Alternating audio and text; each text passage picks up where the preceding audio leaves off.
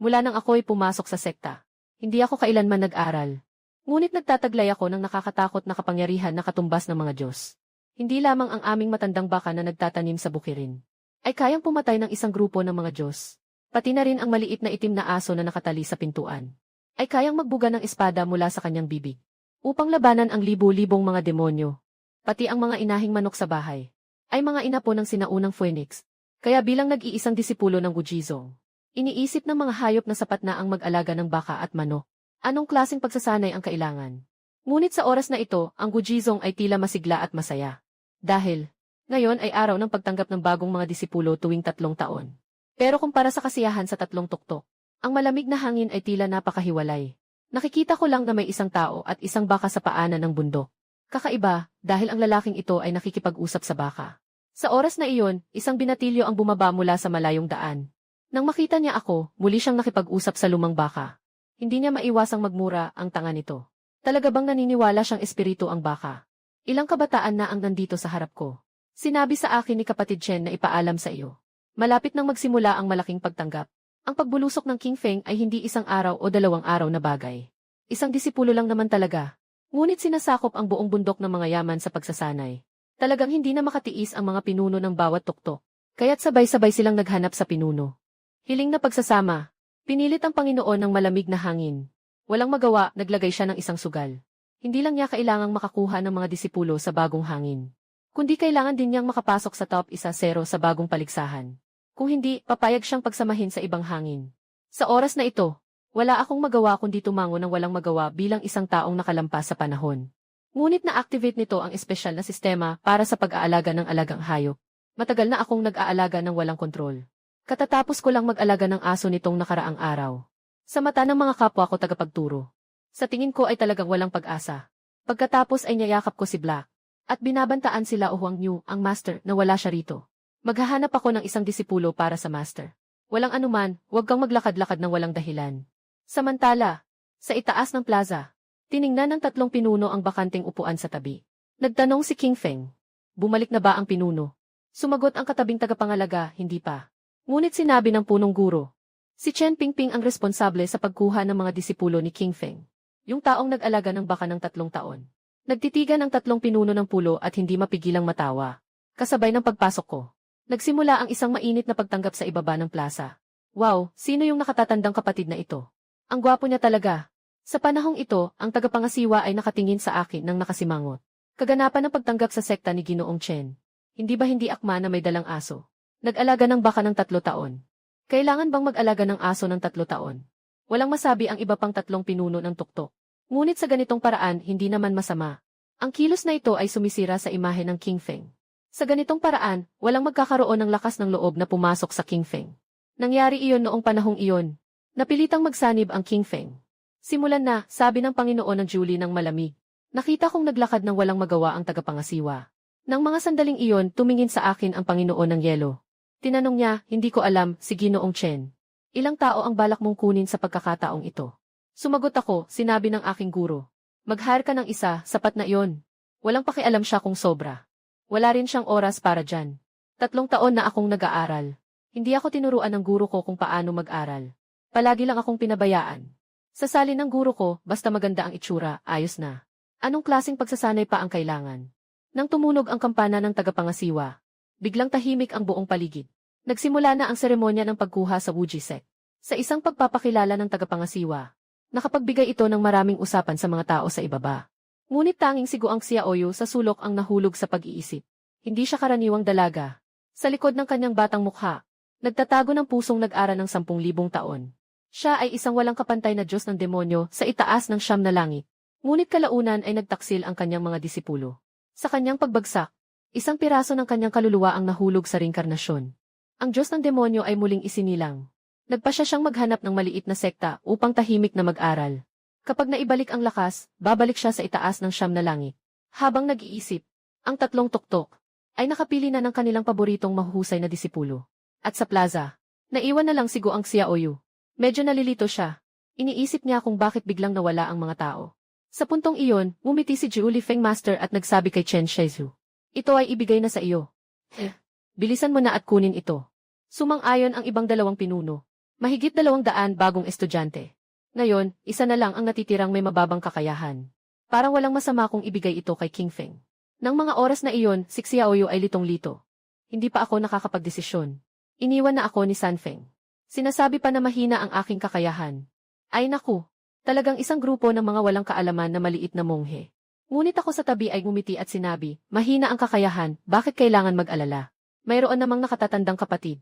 Basta't makakuha ng isang disipulo, ayos na. Hindi mahalaga kung sino siya. Ako lang ang nakakita na tumayo ako at lumapit sa kanya. Ngumingiti at tanong, gusto mo bang pumasok sa aking malinis na hangin? Mayroon pa ba akong pagpipilian? Si Xiaoyu lang ang tumingin sa kanya ng may pagdududa. Kawalang hiyang munting monghe. Sobrang arogante, akala mo hindi kanya kayang pagtanggihan.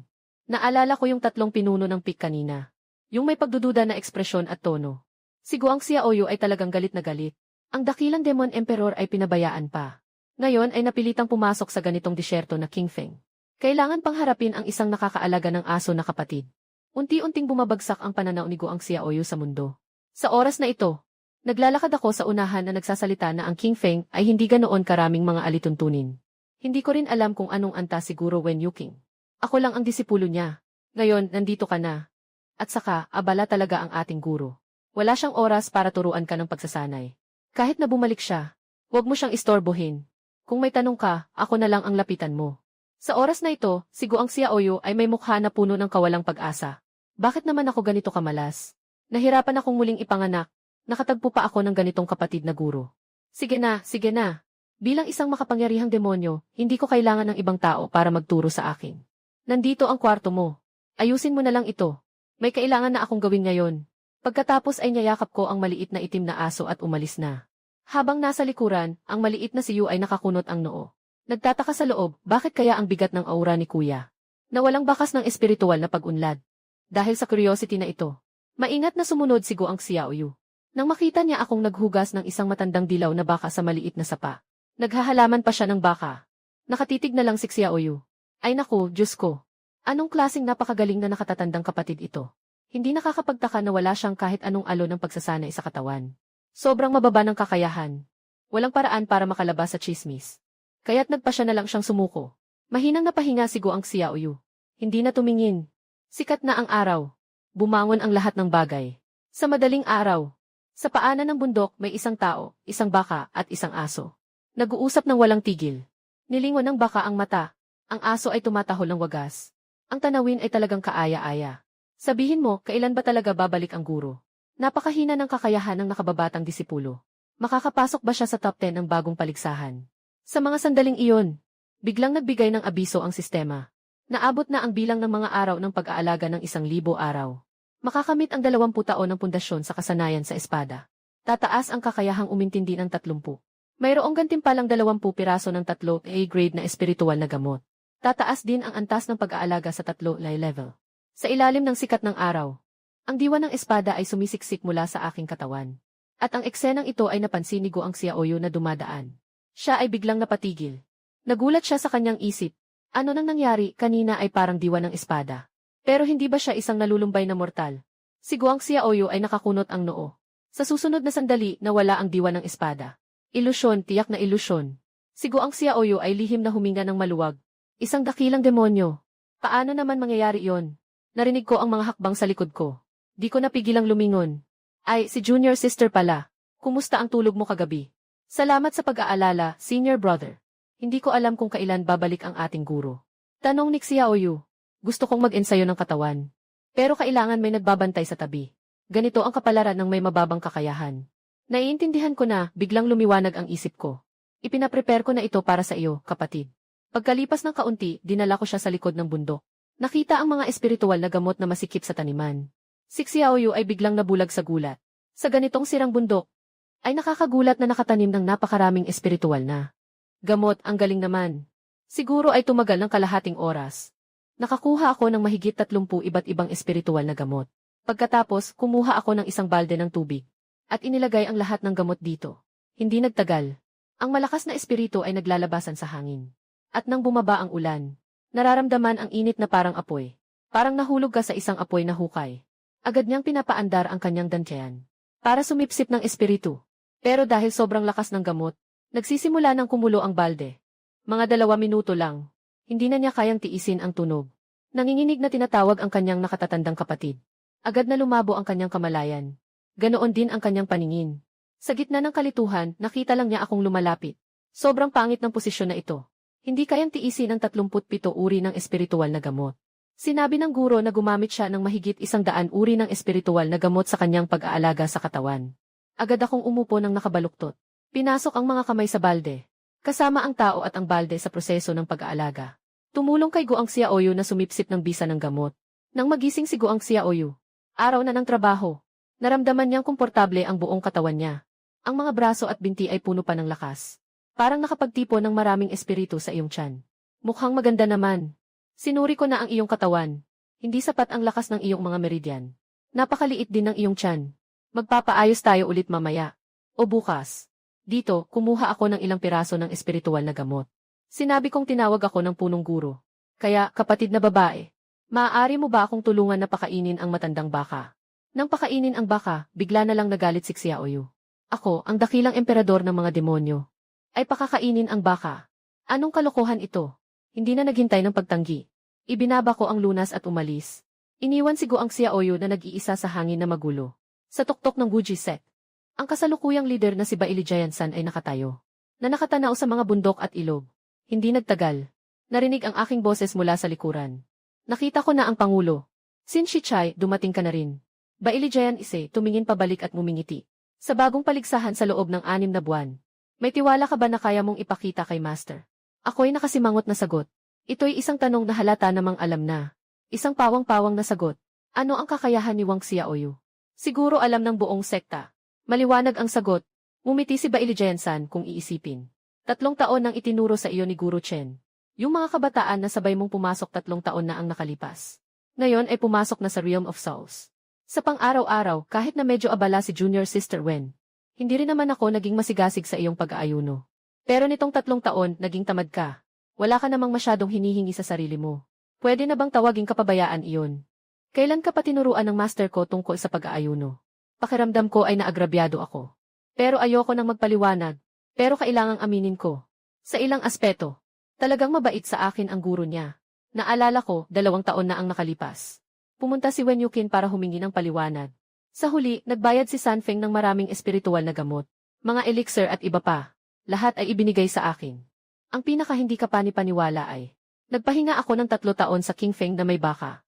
Kahit si Wen Yuqin ay hindi nagsabing itinatakwil ako sa pagtuturo. Ngumingiti akong tumugon. Tiyak na magpapakasipag ako sa pag-aaral. Sa kabilang bahagi ng burol, may isang tao, isang baka, at isang aso.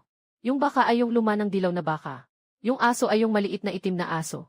Pero ang taong ito ay hindi na ako. Sa halip, mukha siyang galit na si Guang Xiaoyu. Paulit-ulit niyang pinakain si Old Yellow Cow. Pero ni hindi siya pinapansin ng matandang baka. Binilinan kitang mabuti, binilinan kitang mabuti. Pero parang hindi mo siya pinapansin. Galit na galit si Guang Xiaoyu, nakagat ang ngipin. Hinila ang manggas niya, handang saktan siya. Pero biglang pinakawalan siya ng matandang baka ng malakas na sipa. Bigla siyang naitapon palayo. Nang makabangon si Guang Xiaoyu, agad siyang nalito. Sa mga sandaling iyon, narinig mula sa malayo ang aking boses, hindi mo siya kayang talunin. Mabilis na inayos ni Guang Xiaoyu ang kanyang damit. Nagpakita ng ngiti kahit napilit. Walang palamuti. Dapat may malawak na pananaw at malaking dignidad. Paano ko kaya makikipagtalo sa isang baka? Ngumingiti lang ako nang hindi nagsasalita. Kinuha ko ang espiritual na gamot mula sa kanyang kamay. Yung matandang asong baka ay nakanganga. Masaya nitong kinain. Sa paningin nito, si Xiaoyu ay biglang naging mas kalmado. Kuya, madalas ka bang gumagamit ng espiritual na gamot para alagaan? Tinanong ni Xiaoyu nang may curiosity. Walang pakialam. May sasabihin ako sa'yo. Sobrang hina ng talento mo. Kaya kailangang mag-ingat ng sobra sa proseso ng pagpapalakas ng katawan. Mamaya gagawa si kuya ng isang plano para sa'yo. Anong plano? Si Guang Xiaoyu ay puno ng kuryosidad. Siyempre, palalalimin natin ang pagsasanay sa pagpapalakas ng katawan. Kahit na mahina ang talento, may mga espiritual na gamot ang senior brother mo. Kung hindi maganda ang meridian, gamitin ang espiritual na gamot para palawakin ito. Kung hindi sapat ang dantian, gamitin ang espiritual na gamot para buksan ang Qingfeng Mountain. Walang masyadong bagay. Tanging ang mga espiritual na gamot ang napakarami. Nakapagpasya na ako. Ano man ang mangyari, kailangan kong itaas ang antas ni Guang Xiaoyu. Sa unang pagkakataon, gumamit ako ng 37 na piraso ng espiritual na gamot. Sa pangalawang pagkakataon, dapat talagang dagdagan ang dami. Ngunit sa tingin ko, ang kakayahan ng katawan ni Guang Xiaoyu. Malayo pa rin sa target. Isang buwan ay mabilis na lumipas. Si Xiaoyu lang ang nagsusumikap ng walang humpay. Naipon ang 5 beses na paglinang ng katawan. Gumamit ng 437 na halamang gamot. Sa wakas ay napataas ang lakas ng meridian. Nabuksan din ang maraming enerhiya sa dantian. Ang pag-ikot ng 10 linggong ay umabot na sa 300 beses. Ang sama-sama. Paano na ngayon? Nakakunot ang noo ko. Nagsasalita ng mag-isa. 300 beses na akong nagkamali. Biglang nag-ipon ang maliit na mukha ni Xiaoyu. Alam mo ba, 100,000 taon na ang nakalipas. Nang siya ay unang nagsimula sa pag-aaral. Bago pa lang, umikot na siya ng higit sa 280 beses. Tinitingnan niya ako na puno ng kalungkutan. Gusto sana niyang sabihin na ang pag-ikot ng mundo ay hindi makakapagdesisyon ng lahat. Kung mahina ang talento, huli pa rin ang lahat. Kuya, magpapasok ka pa ba ng isang bagong disipulo? O kaya isang bagong sis? Si Wang Xiaoyu ay naglalakad sa bingit ng pagkaputol. Sobrang pagod na siya. Ngunit mumiti ako at sinabi, may isang tao na tinatawag na Zhu Wushu ang nakinuha ng Julie Feng. Tara, tingnan natin ang nakatatandang kapatid. Iyan ay isang pagkakaisa. Alam ko na sa aking pinong at perpektong pisngi ay makikita ang walang pakialam na ekspresyon. Parang hindi ko alam kung ano ang pagkakaisa. At tila hindi ko naman ito pinapansin. Naiintindihan ni Wang Xiaoyu. Ang nakababahalang kapatid na lalaki ay hindi makapag-aral. Kaya't inilagay niya ang lahat ng pag-asa. Sa kanya, hindi niya maiwasang maantig. Hindi nagtagal, nakarating ang dalawa sa Julie P. Tumingin si Zhu Wushuang sa dalawang papalapit. May kaunti siyang kaalaman tungkol sa akin. Hindi mapigilan ang kanyang pagmamaliit sa sarili. Tungkol kay Guang Xiaoyu. Yung batang babae na sobrang hina ng talento, di ba? Isa na araw-araw nag-aalaga ng baka at aso. Yung isa naman sobrang hina ng talento hanggang sa pinakaibaba. Nung nagsama sila, tunay ngang swak na swak. Sabi ni Zhu Wushuang na may pagmamaliit. May kailangan ka ba bago ka pumasok sa poyang? Ilang beses na umiikot ang mga bituin. Agad akong nagtanong. Si Zhu Wushuang ay tumawa ng malamig. Ikaw ba ang nagtatanong? O para sa kanya? Biglang nagalit si Guang Xiaoyu. Agad kong pinigilan siya. Maraming beses na sumagot si Zhu Wushuang na may pagmamalaki. Hindi ko napigilan ang pagtawa ni Guang Xiaoyu. Ngunit ako'y nagulat saglit. Ganito ka pangit. Matapos makuha ang sagot. Walang dahilan ang dalawa para magtagal pa. Sa dalisdis ng bundok sa Kingsong, hinila ko ang matandang baka.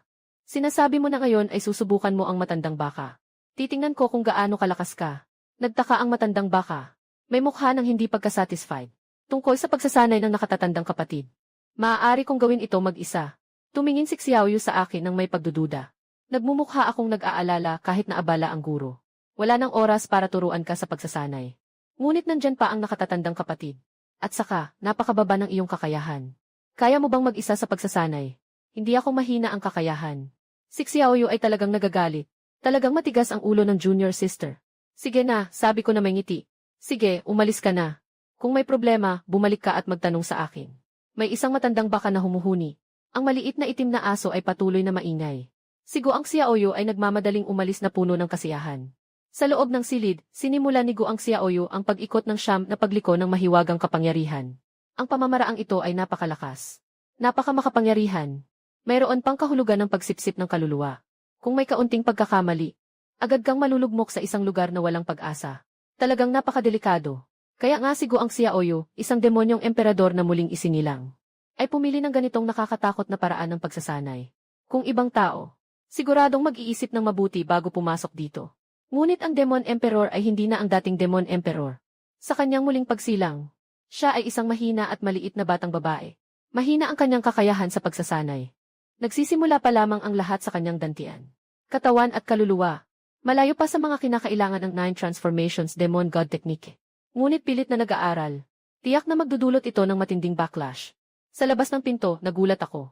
Parang isang araw na tumalbog, mabilis akong pumasok. Sobrang padalos-dalos. Pagkatapos ng light Xiaoyu na magising, ito na ang 3 araw. Maputla ang mukha niya na parang papel. Namumula ang labi. Walang lakas ang buong katawan. Tumingin sa akin na nakasandal at natutulog sa tabi. Mahina siyang tumawag ng Shikshong. Bigla akong nagising mula sa aking panaginip. Nang magising siya, umungol siya ng uhum. Ang boses niya ay mahina na parang insekto. At muling sinabi, Shikshong. Nagugutom ako, nagkamali ako. Nagkamali, ang siyam na pagliko ng Diablo ay talagang nakakatakot. Mukhang kailangan pang maghintay ng pagsabog ng araw bago makapag-aral. Si Xiaoyu ay nag-iisip na may takot pa rin. Pumasok ako na may dalang isang mangkok ng puting lugaw. Nakangiti akong nagsabi na ang kakayahan ay hindi nangangahulugang anuman. Basta't ikaw ay handang magsikap. Huwag sumuko at huwag matakot sa hinaharap. Mula noon hanggang ngayon, maraming tao ang nagtagumpay sa huli. Maraming salamat sa iyong pagtuturo, kuya. Kaunting kagat lang si Goang Xiaoyu. Nang may malabo niyang tanong sa kuya, may mga kung anong mga pamamaraan ba ang iniwan ang ating master? Sa likod ng bundok ng King Feng, may isang maliit na kuweba. Nakalagay dito ang maraming mga armas at mga pamamaraan. Sandali, si Goang Xiaoyu ay labis na nagulat. Akala niya na ang King Feng ay isang bundok lang na walang laman. Walang anuman. Saan ko akalaing magkakaroon ako ng ganitong lalim? Biglang sigaw ni Kuya Goang Xiaoyu. Nandito ako. Kung malaman ng aming master ang aming ginawa, baka magdulot ito ng masamang epekto. Nag-alala si Goang Xiaoyu. Siyempre, siya ay nasa proseso pa ng paglaki. Ang tahimik na pagsasanay ang tunay na prinsipyo. Umiti ako bilang tugon. Huwag matakot, lahat ng mga teknik at armas ay akin. Si Goang Xiaoyu ay bahagyang bumuka ang bibig, na may mukha ng pagkabigla. Isang nakabagsak na kapatid na lalaki. Hindi lang siya tinamaan ng maraming espiritual na gamot, kundi nagtipon din ng maraming teknik at armas. Talagang ito ay simpleng tao lamang. Hindi maiwasang magduda si Xiaoyu. Kung sinadyang itinago ng kanyang nakatatandang kapatid ang kanyang lakas. Hay, mukha ng demonyo. Matagal lang naghahanap si Xiaoyu. At napansin ang isang pamamaraan ng pagsasanay na isang enerhiya, 3 kalinisan. Sa katunayan, hindi ito maaaring ituring na simpleng teknik lamang. Ito ay nakatuon sa direksyon ng mga supernatural na kakayahan. Siya ay nagbukas-bukas ng mga pahina. Habang tumitingin, lalo niyang naramdaman na napakalalim ng pamamaraan na ito. Ang masamang kapalaran ay nagiging espiritu, ang isip ay tahimik at ang katawan ay pinalalayas ang mga espiritu. Isang hininga na nagiging 3 kalinisan. Hindi niya namamalayan. Si Goang Xiaoyu ay pumasok sa estado ng pagninilay. Nang siya ay magising, 2 oras na ang lumipas. Wala na akong nakitang anino sa loob ng kuweba. Nagmumukha siyang masaya. Ikaw ang pinili niya. Pagkatapos niyang piliin ang iyong kasanayan, nagsimula siyang maingat na suriin ang mga koleksyon sa loob ng kuweba. Hindi maiwasang mamangha siya sa galing ng kanyang nakatatandang kapatid. Bilang isang mortal, kaya niyang mangolekta ng ganito karaming bagay. Sa tuktok ng burol, masinop kong inukit ang isang patpat na espada. Nakatuon akong nag-ehersisyo ng mga batayang teknik ng espada. Simple mga galaw, sa aking mga kamay. Ngunit lumilipad ang diwa ng espada na tila likha ng kalikasan. Sa pagitan ng katahimikan at galaw, ang diwa ng daan ay lumilikha ng mga alon. Mga alon na naglalakbay. Dito ay ang sukdulan ng batayang espada. Habang naglalakad si Xiaoyu, nasaksihan niya ito. Agad siyang nabulagta. Isa na namang diwa ng espada. Nagtatago ng kakayahan ang nakatatandang kapatid. Ngunit wala naman siyang anumang pagbabago sa antas. Ano bang nangyayari? Nakita ba ng imperyo ko ang mali? Pero ako ang dakilang Diyos ng Salamangka. Paano ako magkakamali? Siguro ang aking nakatatandang kapatid ay may katawan ng espada. Nasa kabila nito, kaya pa rin niyang magpamalas ng diwa ng espada. Ganito ang paliwanag. Para mapaniwala siya ng buong puso. Pumili na ako, tinanong ko ang aking guro. Isang hininga, naging 3 malinaw. Kinuha ni Xiaoyu ang kanyang kasanayan. Sikaping suriin ang aking nakatatandang kapatid. Maganda ito. Ngumiti ako. Sinabi kong ang pagsasanay ay umabot sa matinding talino. Maaari kong iguhit ang 3 Diyos. Maaari pang itago ang ibang mga paraan. May malalim na kahulugan ang mga salitang ito. Hindi ko alam kung maunawaan ba ito ni Goang Xiaoyu. Tumango si Goang Xiaoyu bilang pagsang-ayon. Tumingin siya sa matandang baka sa tabi. At muling tumingin sa malapit na naglalaro na itim na aso. Hindi nakatiis at sinabi, kapatid na guro. Sa totoo lang, hindi mahirap ang pagsasanay. Pwede namang mag-alaga ng baka at aso. Pero kailangan mo ring alagaan ang sarili mong pag-aaral. Tahimik siyang nagmumuni-muni sa loob. Nagulat ako. Sisi, kuya. Yung mga espiritu mong gamot at elixir at mga sandata galing saan? Labis ang curiosity ni Xiaoyu. Yung sagot na ibinigay ng master ay hindi pwedeng talunin. Mabilis ang panahon. Lumipas ang mahigit kalahating buwan. Sa wakas, nakapasok si Goang sa kalagayan ng pabuyang. Nagnanais na subukan ang 9 Revolutions Demon God Technique. Nag-aatubili ng ilang araw. Sa huli, nagpasya siyang magpatuloy sa pag-aaral. Sa labas ng pinto, mahigpit kong yayakap si Little Black Dog. Takpan mo ang kanyang bibig. Tahimik na nakatingin sa kwarto ni Goang Xiaoyu. Malinaw na mararamdaman. Ang nakakatakot na alon na muling lumitaw. Sa huli, pinili pa rin ng junior sister ang daang iyon. Ayos lang, may kanya-kanyang hangarin ang bawat isa. Hindi maaring pilitin. Ang maihawak ng espada ay hindi laging papatay. Ang mga handang pumatay ay kadalasang nakatago ng mas malalim. Ito ay isang daan ng demonyo. Isang uri rin ng pagsasanay. Naiintindihan ko na ito. Ipinapasa ko ang aking mga pagnanasa. Ibinaba ko ang aking ulo. Umiti ako at sinabi na huwag nang tawagin. Agad na tumahimik ang maliit na itim na aso. Hindi nagtagal. Lalong lumalakas ang masamang enerhiya sa silid. Agad akong lumapit. Nagkalat ako ng ilang piraso ng merienda. Nagsimula akong ayusin ang mga ritual. Ilang oras ang lumipas. Natapos ang pagsasanay. Si Xiaoyu ay umakyat mula sa unang antas ng poyang patungo sa ikatlong antas. Ang bilis ay nakakabighani. Hindi mapigilan ang pagtibok ng mata ko. Kumusta ang pakiramdam? Pakiramdam ko ay nakalampas na, maganda naman. Ngumiti ako at sinabi, ibibigay ko sa iyo itong kahoy na espada. Mula ngayon, maliban na lang kung may buhay na nakataya, hindi ka maaaring gumamit ng totoong armas. Maliban kung makuha ang aking pahintulot. Tumayo ako at hindi naghintay ng sagot mula kay Guang Xiaoyu. At sinabi pa na mayroong 4 na tuktok na disipulo na nagtipon. Pumunta ka rin at tingnan. At makipagkaibigan ng kaunti. Ang kahoy na espada na ito ay hindi karaniwang espada. Ang dahilan kung bakit ito ibinigay kay Guang Xiaoyu ay upang matutunan niyang magpigil sa sarili. Natatakot lang si Guang Xiaoyu na hindi niya maintindihan ang kanyang mabuting hangarin. Ito ay kahoy na espada, walang talim. Gusto sanang umiyak ni Guang Xiaoyu ngunit walang luha. Espada na nasa antas ng maliit na tagumpay. Kahit walang talim ang espada. Ngunit nasa puso ito. Espada na nasa antas ng malaking tagumpay. Walang espada sa kamay. Ang espada ay nasa puso. Kaya ang kahoy na espada ay espada rin. Ngumingiti ako ng bahagya. Ipinaliwanag ko, dagdag pa. Ang kahoy na espada ko ay hindi basta-basta. Parang totoo ang sinasabi mo, ha? Ha, pati ikaw ay sumuko na sa pag-aaral. At hindi na pwedeng makialam sa iba, hindi pwede. Ang lokal na nakatatandang kapatid ay hindi maaaring isang karaniwang tao. Si Guang Xiaoyu ay nagpasya na. Ang sikat ng araw ay tumindig. Kinuha ang kahoy na espada at umalis. Guro, ang ating maliit na nakababatang kapatid ay hindi basta-basta. Sabi ko na may panghihinayang. Sa napakalawak na mundo, maraming mga tagapagsanay. Pero ilan lang ba ang makakayanang tanggapin ang presensya ng mga demonyong nag-aaral? Sinasabi nilang si Wen Yuqing ay tamad. Tamad mag-alaga sa King Feng. Tamad tumanggap ng mga disipulo. Mas tamad pa siyang turuan ako sa aking pag-akyat sa landas. Pero sino ba ang nakakaalam na mas tamad pa ako? Ang pagiging tamad ko ay nakasalalay sa aking pagtanggap. Tamad akong magpasya tungkol sa mga bagay-bagay. Kahit na alam kong si Guang Xiaoyu ay nag-aaral ng masamang landas. Ako'y naguguluhan lamang. Kung iba ang sitwasyon, tiyak na humahampas na ako ng espada. O kaya iitataboy siya mula sa pintuan ng bundok. Sabi mo, nagkamali ba ako?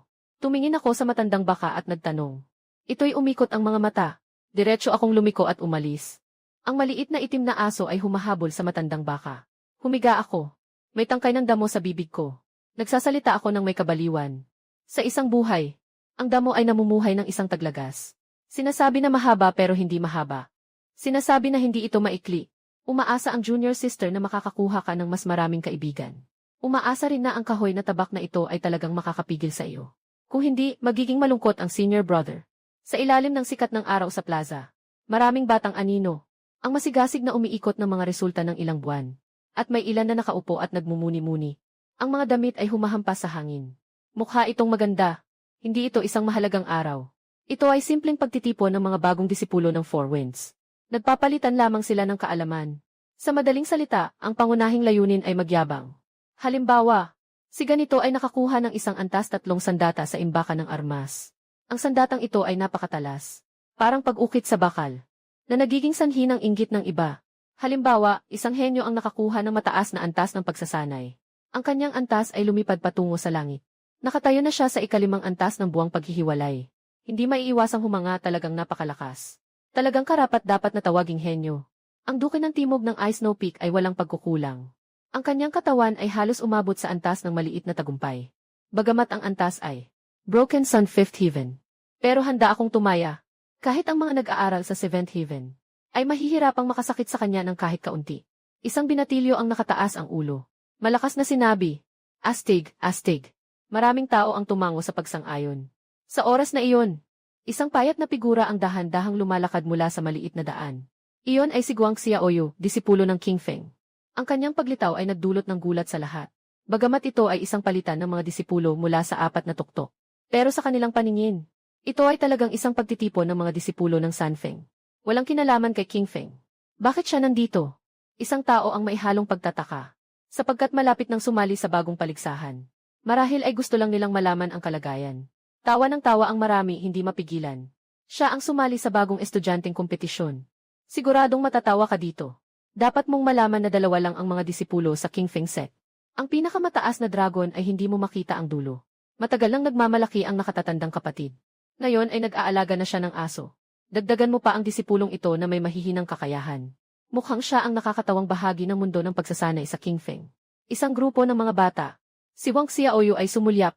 Sa isip-isip niya, kung hindi dahil sa senior brother na nagpasabi sa akin. Ayaw ko sanang makialam sa inyo. Hayaan mong si senior brother Chen Pingping ang dumating. Saka ko siya hahamunin. Biglang may narinig na boses mula sa likod ng tao. Si Zhuge Wushuang. Dahan-dahang maglakad ng matatag. Nag-aaral ng ilang buwan. Lalong naging gwapo at matapang ang kanyang aura. May matalim na mata na puno ng sigla. Sa bawat galaw may likas na karisma. Nang makita si Zhuge Wushuang, biglang naiintriga ang lahat. Noong hindi matagal ago, pinasabog ni Chen Pingping ang kahihiyan kay Zhu Tianyun sa harap ng lahat. Pinagtawanan siya dahil sa sobrang kahinaan. Ngayon, nais ni Zhuge Wushuang na hamunin si Chen Pingping. Ang layunin ay malinaw. Nais niyang makabawi. Si Guang Xiaoyu ay puno ng pagdududa. Ngunit ikaw, si Zhuge Wushuang, ay nananatiling tahimik. Patuloy na matatag na sumusulong. Nagbago ang alon ng presensya sa katawan. Parang naging isang banayad na simoy ng hangin. Na mahirap talagang mahuli. Ito ay mataas na antas ng galaw. Sa wakas ay magsisimula na ang pagpapakita. Sa loob lamang ng ilang buwan, nakaunawa ng mataas na antas ng galaw. At matagumpay na nakapasok sa ikalimang antas ng paghihiwalay ng araw. Ganap na kahanga-hangang tagumpay. Sino ang makakatapat sa kabataang henerasyon? Lalong bumibilis ang kanyang bilis. Parang ganap na nagsasama ang hangin at ang kanyang lakad. Hindi maiwasang mag-alala si Wang Xiaoyu. Ngunit hindi siya nagulat sa lakas ni Zhuge Wushuang, kundi sa kanyang sariling pag-aaral ng isang hininga na nagiging tatlong puri. Kapag ginagamit niya ang kanyang kasanayan, si Zhuge Wushuang sa harap, unti-unting bumabagal ang kanyang paningin. Hanggang sa makarating si Zhuge Wushuang sa harap niya, nilingon niya ang kamay at biglang pinukol ito ng malakas na sampal. Dahil dito, madaling nasira ang kanyang mataas na antas na paraan ng paggalaw. Biglang nanlaki ang mga mata ng lahat, lalo na ang mga disipulo mula sa Nine Lipi. Ang mga ngiti sa kanilang mga mukha ay biglang nanlaho. Hindi naman siguro yung batang iyon ay nakapagpabagsak sa mataas na katayuan ni Zhuge Wushuang. Kahit si Zhuge Wushuang mismo ay naguluhan. Sa susunod na sandali, si Guang Xiaoyu ay mabilis na tumakbo palabas. Ang bilis niya ay mas mabilis pa kaysa kay Zhuge Wushuang. Sa isang kisap mata, nandyan na siya sa harap niya. Paa, ilang malalakas na sampal. Malinaw na naiwan ang mga pulang marka ng daliri. Direktang pinatumba si Zhuge Wushuang hanggang sa mawalan ng malay. Kahit na nagsusuka na ng puti. At gusto pang hamunin ang aking senior brother. Anong basura na mataas na antas na paraan ng pagtakbo? Uwi ka na lang at magpahinga. Sa walang awa na pangutya ni Xiaoyu. Biglang natakot ang lahat ng mga disipulo sa 9 Miles Peak. Tahimik na parang mga lamok na natatakot. Kung hindi sila nagkakamali, kanina, ang ipinakita ni Guang Xiaoyu ay dapat na isang uri ng galaw. Biglang naging tahimik ang paligid. Isang kakaibang atmosfera ang tahimik na kumalat. Mabilis na nakatanggap ng balita ang pinuno ng Julie Peak. Ang kanyang mukha ay agad na naging itim tulad ng ilalim ng kawali. Hindi makapaniwala na nagtanong. Si Zhuge Wushuang ba ay hindi nagtagumpay sa pagbuo ng mataas na antas ng galaw? Paano pa siya matatalo? Paghihiwalay ng 5 antas ng kataasan ng katawan. Isa pa rin siyang buo. Hindi man lang nakayanan ang isang laban mula sa batang iyon. Talo na agad, anong kalokohan ito? Samantala, natanggap din ng pinuno ng Ice Snow Peak ang balita. Napuno ng pagkamangha. Si Guang Xiaoyu ang nanalo kay Zhuge Wushuang at King Feng. Ako'y nakatutok ng husto kay Guang Xiaoyu. Sabi niya ng matindi, sabihin mo na. Ano ba talaga ang mali mo? Si Guang Xiaoyu ay puno ng inis at hinaing. Nagpunta siya upang makipag-ugnayan. At nakamit niya ang kamangha-manghang resulta. Natalo ang batang talento sa Julie Peak. Napatakbo si Mu Wei mula sa Wanjian Peak. Malinaw na nagbigay siya ng liwanag para sa King Feng. Bakit nagkamali? Bahagyang tumaas ang mata ni Xiaoyu at nagmurmur. Dapat sana diretso kong pinatay si Zhuge Wushuang. Para alisin ang isang matinding kalaban sa bagong laban. Agad akong naputol ang mukha. Pinapunta kita para makipagkaibigan. Para hindi ka mag-iisa sa daan ng pag-aaral. Pero ikaw, nakipag-away kay Zhuge Wushuang. At iniisip mong patayin siya. Ano ba talaga ang iniisip mo? Ang buhay ay napakahaba. At para sa mga nag-aaral, lalo na. Normal lang na magkaroon ng daang taon o higit pa. Kaya kailangan mong makipagkaibigan ng mas marami. Naintindihan mo, seryoso kong sinabi. Ito ang aking pangunahing layunin. Pero hindi ko inasahan. Na si Xiaoyu agad na mapapabagsak si Zhuge Wushuang. At nakakatakot pa si Mu Wei. Hindi mo pwedeng sisihin ako. Agad na tumutol si Xiaoyu. Agad na hinamon ni Zhuge Wushuang ang iyong nakatatandang kapatid. Tinawag pa ang iyong pangalan. At habang papalapit siya sa akin, wala siyang balak na huminto. Kaya't pinagsampal ko siya. Tapos tumakbo ako at pinagsampal pa siya ng ilang beses. Tinutukan ko siya ng tingin. Unti-unting napagtanto kong may mali sa sitwasyon. Muling tumutol si Guang Xiaoyu. Hindi naman lahat ay kasalanan ko. Kung nandyan ka sana noon, makikita mo ang kanyang tunay na kulay. Sigurado akong hindi mo mapipigilang magsalita. Huwag ka nang magalit, kapatid. Nasaktan na nga eh. At saka, ginagawa ko rin ito para sa kabutihan ni King Feng. Kung hindi, akala nila na madali kaming apihin si King Feng. Lumingon lang si Xiaoyu na parang kawawa. Hindi maiwasan na ako'y labis na naantig sa puso. Pinayagan ng senior brother na makipag-ugnayan siya kay Sanfeng. Para lang makakuha siya ng mas maraming kaibigan. Para hindi siya mapag-iwanan ng mga kapantay niya. Master, may tanong po ako. Biglang nagbago si Xiaoyu ng paksa. Isang pag-isa sa 3 kalinisan. Talagang binigay ba ito ng master sa atin? Anong problema? Itong paraan ng pagsasanay. Malaki ang kaibahan sa karaniwang espiritual na pagsasanay sa mundo. Seryosong sabi niya. Anong pagkakaiba? Diyos na likas na espiritu. Nakangiti si Goang Xiaoyu. Tumingin ako sa kanya, paano mo nalaman? Nakangiti si Goang Xiaoyu. Sabi sa libro. Sa kaloob-looban. Makikita mo ang 3 sa daang. Sabi niya nang may kabigatan, ako'y nagkulang. Kung ikaw ay may anumang hirap. Sige, sabihin mo sa akin. Alam mo ba, puno ako ng pagdududa. Sabi niya, tayo ay mga kilalang tao. At isa ring malaking sekta. Huwag nating isakripisyo ang reputasyon ng buong sekta. Dahil lamang sa isang ranggo. O kahit na ang buhay ni Xiaoyu. Hindi maikakaila. Medyo kulang ang kanyang kakayahan. Ngunit sa buong kasaysayan, maraming mga tao ang nagtagumpay sa huli. Nakuha ko na. Tiyak na ang pagkatalo ni Zhuge Wushu ang kay Goang Xiaoyu ay hindi nakaligtas sa puso ng punong guro ng Julipi. Kaya't lihim siyang nagulat. Lahat ng uri ng paninira kay Goang Xiaoyu. Nagsalita ako. Nakapag-ipon ako ng mga taon ng mga mapagkukunan ng pagsasanay na hindi ko naman nagagamit sa araw-araw. Ngayon, dumating si Xiaoyu. Nais bang isipin ng guro na hindi siya karapat-dapat sa mga mapagkukunan ng pagsasanay na ito. Nagtaka si Bailey Jenner. Maaari nang mag-relax ang guro. Mas alam ko ang pagsasanay ni Xiaoyu kaysa sa sinuman. Wala siyang maling landas na tinahak. At hindi siya nag-aral ng mga kalokohang pamamaraan. Ayos lang iyon. Ngumiti si Bailey Jayan, mahalaga ang pagsasanay ni Xiaoyu. Ngunit dapat mo ring bigyang pansin ang sarili mong pagsasanay. Salamat sa iyong pag-aalala, guro. Habang ang oras ay dahan-dahang lumilipas. Papalapit na ang paligsahan ng mga bagong estudyante. Ang antas ni Xiaoyu ay nananatiling nasa breaking zone, 5 na antas.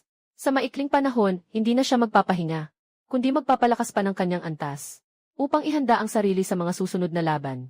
Sa pagkakataong ito, may balita mula sa Wushu ang nakarating sa Julipi, na siya ay matagumpay na nakapasok sa breaking zone, 8 na antas. Nagalak ng mga disipulo ng Feng na masaya at nag-umapaw sa tuwa. Sinasabi pa nga nila, kahit na ang bigat ng pangalan niya, ang galing niya. Sa kabilang banda, si Mu Wei mula sa Wanjian Feng ay biglang sumabog. Samantala, si Wuki mula sa Bingsui Feng ay nasa loob pa rin ng kanyang pagtutok. Pero ang leader ng peak na iyon ay napakakalmado. Ang mga talento sa aming pintuan. Kapag hindi nagsasalita, ibig sabihin ay wala pa silang sinasabi. Isang sigaw, isang tagumpay. Ngunit ang punong bundok ng Wanjian Feng ay ngumiti. Mukhang nag-invest ng malaki ang junior brother. Ang punong bundok ng Bingsui Feng ay sumulyap. Sa isip niya, parang ikaw ay walang kasalanan. Kung wala si Mu Wei ng malaking yaman, paano siya makakapagtagumpay sa pag-abot sa wala nang yang sa 8 antas ng mabilis? Ngumiti ang punong bundok ng Julie.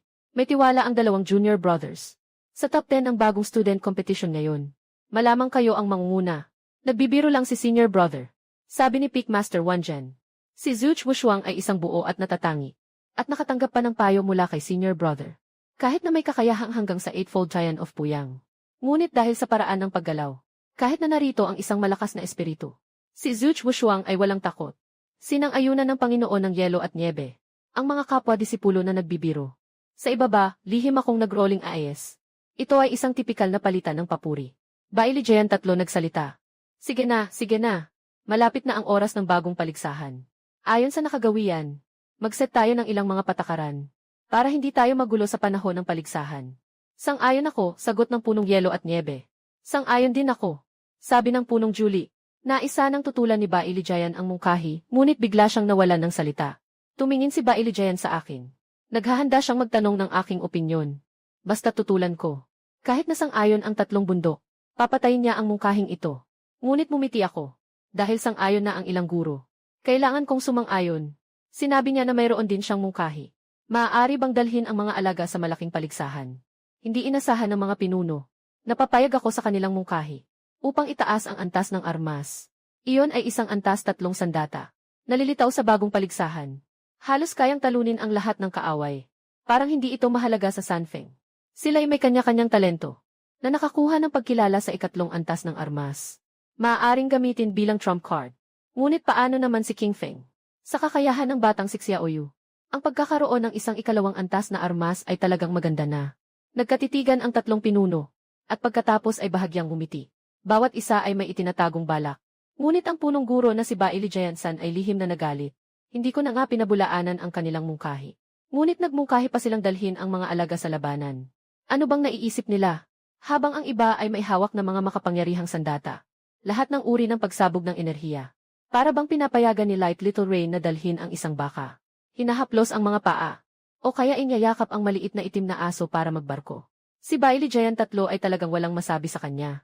Pero ang tatlong pinuno ng Peak ay halos tumatawa ng sobra. Ang pangulo ng Wanjian Peak ay nagsalita.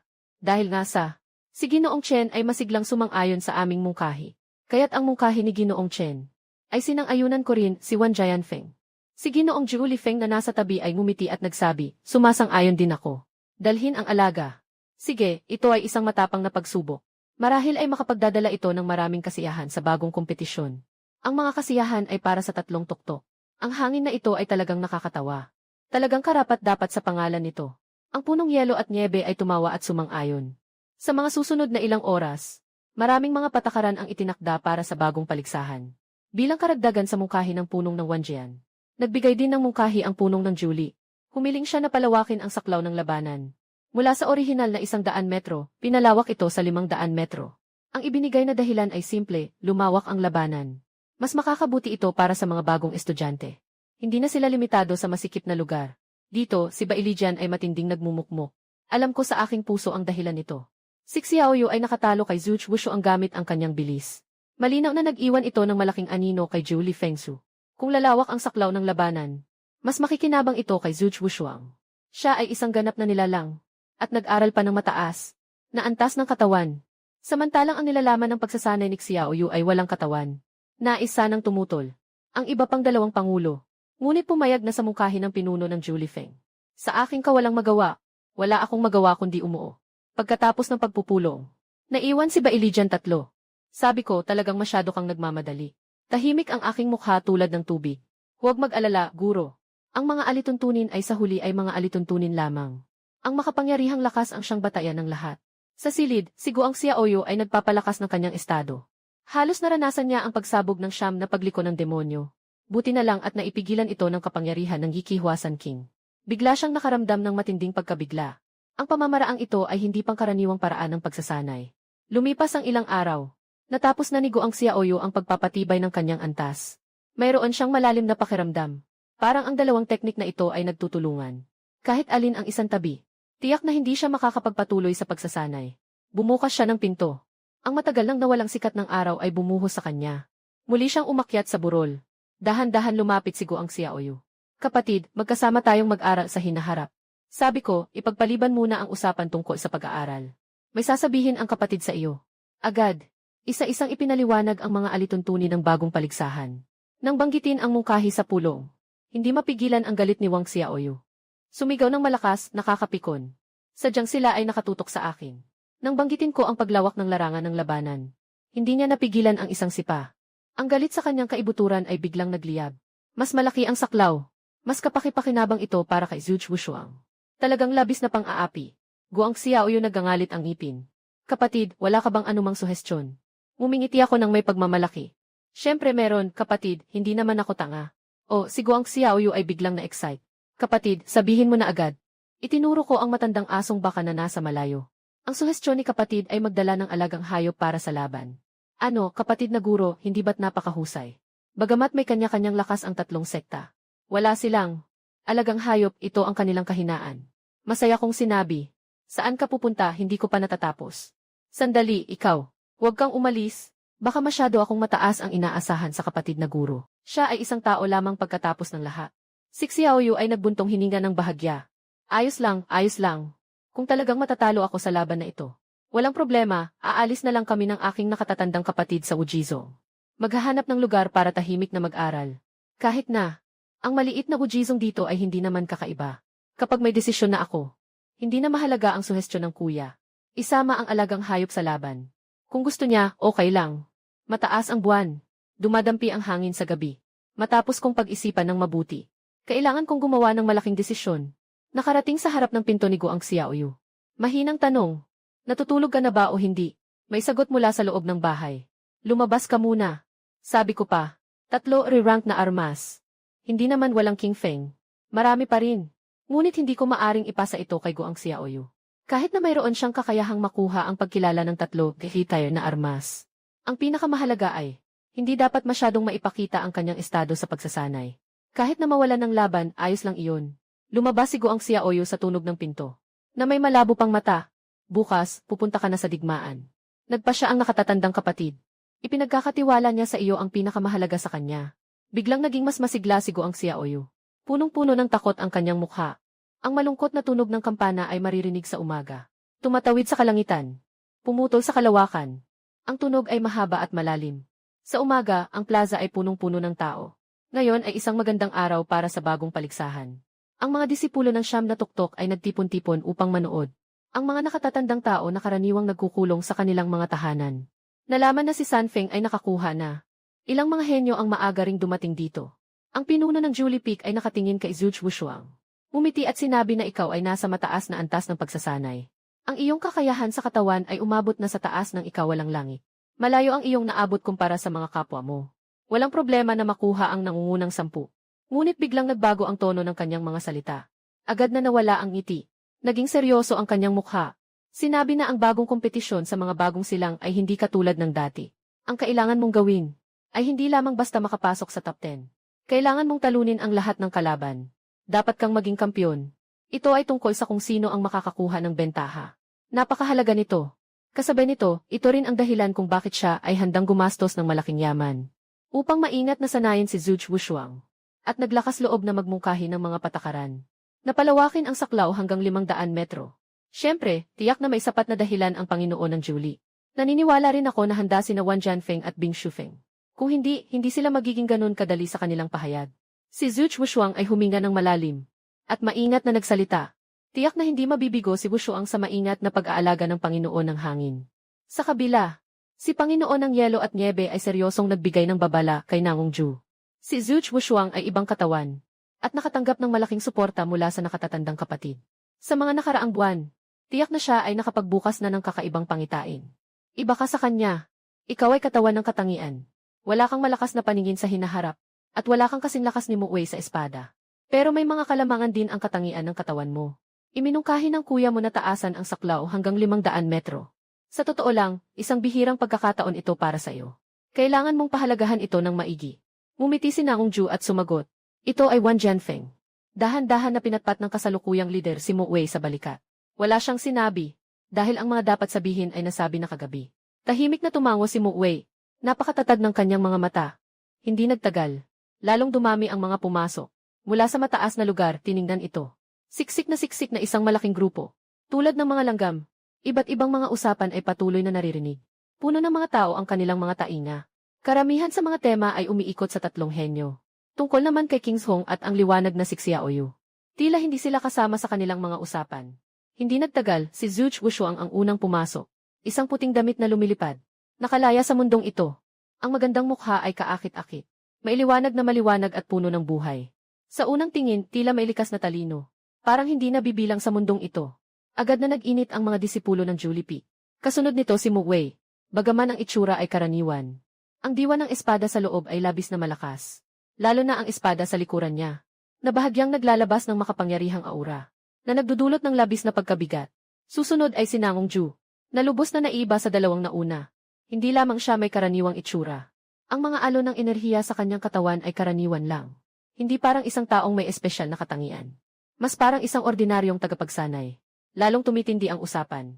Pero pagkatapos pumasok ang mga henyo isa-isa, hindi pa rin nakikita si King Feng disipulok Xiaoyu. Di mapigilang magtanong si Julie Peak Lord. Nasimangot si Wan Jian Peak Lord. Hindi ka pa bang gising? Baka naman kinakabahan ka. Itinaas ng pinuno ng Ice and Snow Peak ang kanyang ulo. At nagtanong ng may pagdududa. May kanya-kanyang henyo sila sa kamay. Sikat na sikat.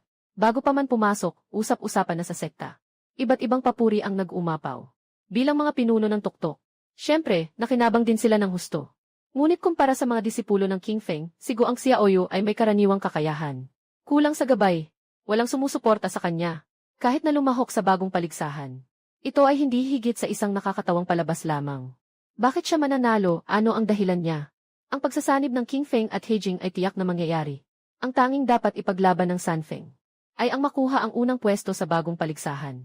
Upang makuha ang karapatan sa pagsasanib ng King Feng, dumating at hindi alam kung sino ang sumigaw. May 3 anino sa daan. Si Guang Xiaoyu na may payat na katawan ang nangunguna, na nahihirapang hilahin ang matandang baka. Isang magandang mukha na puno ng pawis. Patuloy na nagrereklamo sa kanyang bibig. Maaari bang magmadali? Ako'y nakaupo ng maayos sa likod ng baka, na may masayang ekspresyon. Hawak ang maliit na itim na aso sa aking mga bisig. Nang makita ito, hindi maiwasan ng mga tao na mapangiti. Talaga namang may dala siyang baka dito. Nagtititigan ang 3 pinuno, na ang tanging nasa isip ay isang bagay, ayos na. Noong una, nang imungkahi ni Chen Pingping na dalhin ang alaga, sila ay nagtataka. Baka naman nag-alaga si King Feng ng makapangyarihang halimaw. Ngunit kapag pinag-isipan ng mabuti, ang posibilidad na ito ay napakaliit. Sa mga nakaraang taon, kung talagang nag-alaga si King Feng ng kakaibang hayop, dapat ay alam na nila ito. Marahil iyon ay ang baka, o kaya naman ay ang maliit na itim na aso. Ngayon, mukhang ganun nga. Ang huling alalahanin sa aking isip ay biglang nawala. Masaya ang 3 pangulo. Ngunit si Baili Jayansan sa tabi ay may mukha ng kawalang interes. Tahimik siyang nag-iisip. Maliit na kapatid, nakatatandang kapatid. Ginawa ko ang aking makakaya. Wala siyang magawa. Lumalapit na ang distansya. Napansin ng lahat ang kasuotan ni Guang Xiaoyu. Ito ay isang puting mahabang damit, ngunit ang sukat ng damit na ito ay medyo malaki. Kapag sinuot niya ito, mukhang napakakawirang. Hindi lang iyon. Maraming bahagi ang tila hindi magkakasundo. Ang mga mangga sa kaliwa at kanan ay magkaiba ang laki. Ang bahagi ng damit sa harap ay hindi pantay-pantay. Sa kabuuan, mukhang isang nabigong likha. Nang unang makita ni Wang Xiaoyu ang damit na ito, halos nag-away sila ng kanyang senior brother. Ito ang pinakamahalaga niyang bagay. Isang napakasamang damit. Kailangan pa siyang magsuot nito bukas para sa bagong paligsahan. Hindi pwede, mas gugustuhin ni Wang Xiaoyu na mamatay kaysa sumunod. Sabi ko nang may kabigatan. Hindi ito ang tamang panahon para sa iyong katigasan ng ulo. Bukas ang paligsahan ng mga bagong mag-aaral. Kailangan mong makuha ang isa sa top 1-0. Kung hindi, mapipilitan kaming pagsamahin ang King Feng. Walang master ngayon. Kaya ganito na lang ang gagawin ko. Nakabukas ang malaking mata ni Wang Xiaoyu. Ano bang kaugnayan nitong damit sa laban ko bukas? Siyempre, sa panlabas, ito ay isang ordinaryong bestida.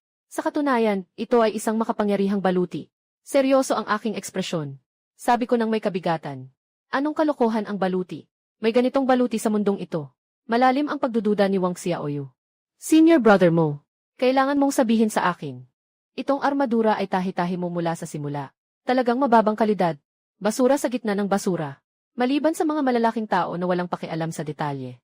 Sino pa ang makakagawa nito? O hindi, kahit ang mga malalaking tao ay may kamalayan. Hindi sila gagawa ng damit. Nakangiti ako.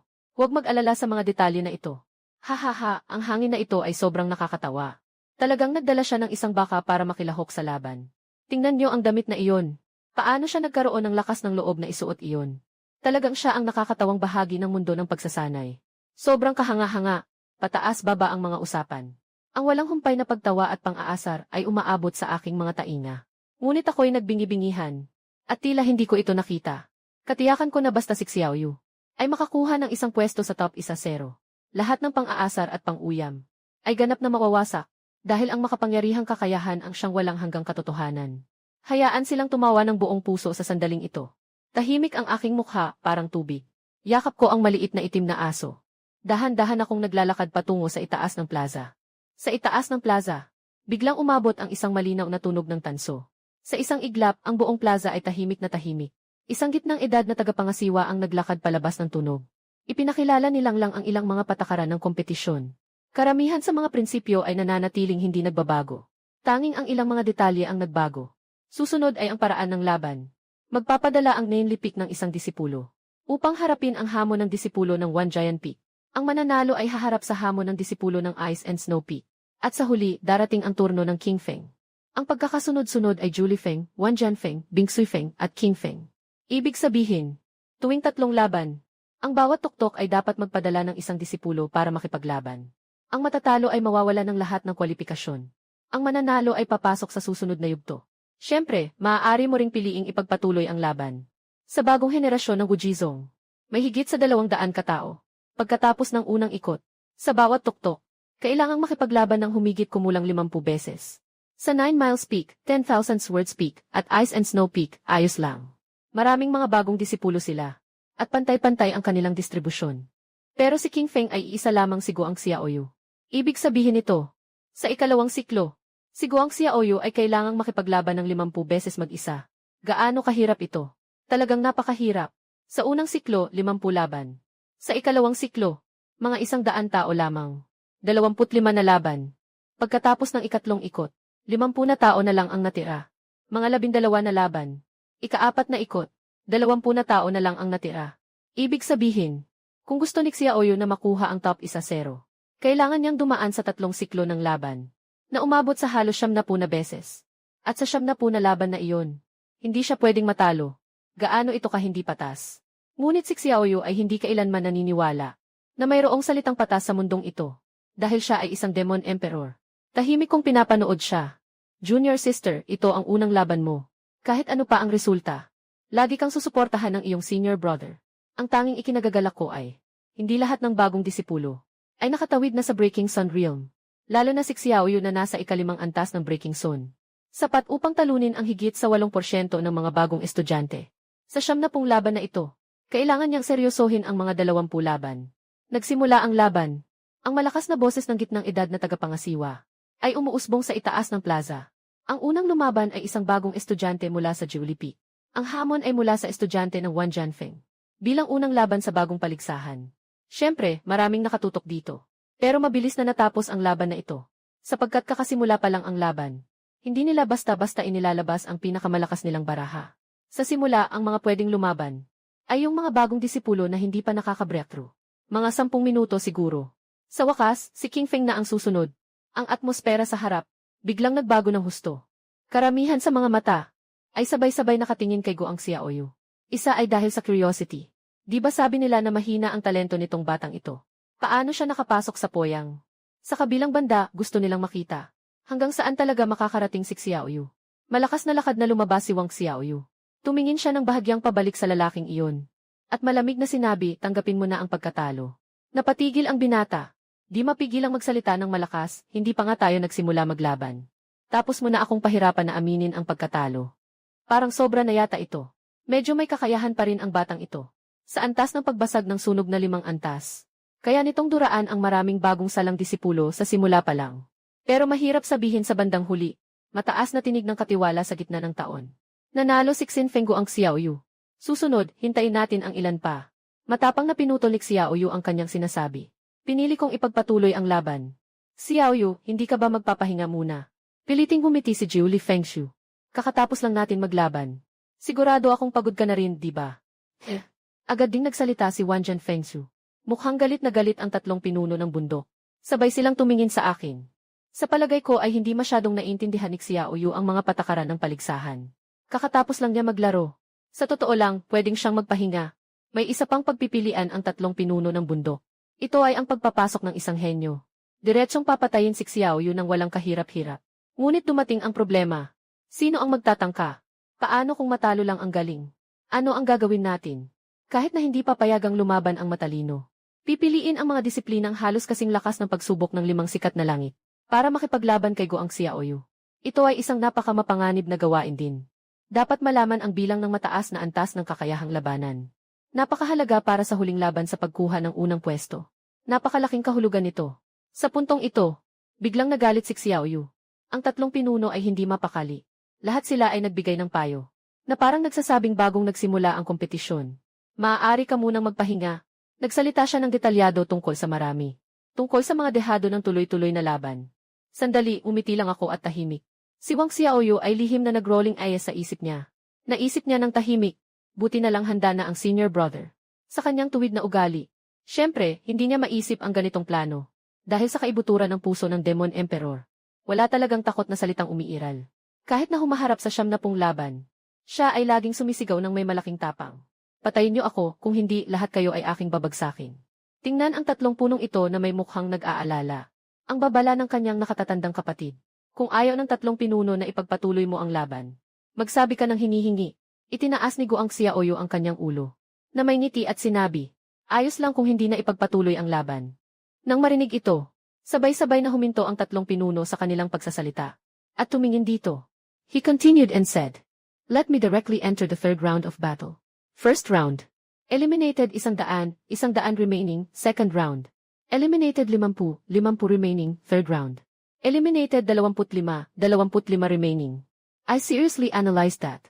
If nothing unexpected happens, ang Sanfeng ay nagtatangkang panatilihin ang mataas na antas ng laban. Siyempre, papayag sila sa iyong hiling. Dahil sa ikatlong pag-ikot ng laban. Halos lahat ay mga bagong silang sa paghihimagsik ng Yang. At sa panahong iyon, kahit sinong disipulo ng Sanfeng, ay kayang talunin ka. Si Wang Xiaoyu ay puno ng galit. Masyado ba akong kahina-hinala? Ngumingiti akong sumagot. Ito ang ideya ni Sanfeng. Kahit na pumasok ka sa ika-4 na pwesto ng pilyo, haharapin mo ang mas masigasig na mga bagong disipulo.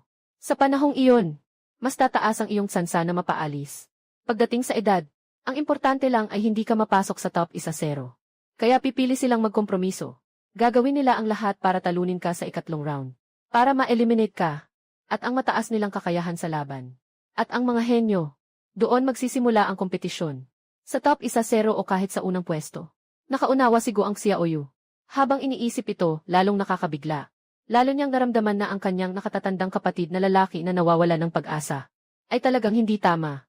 Kapag naipatupad ang planong ito, diretsong mababawasan ang kanyang mga laban sa larangan. Napakabuti. Talagang matalino ang nakatatandang kapatid.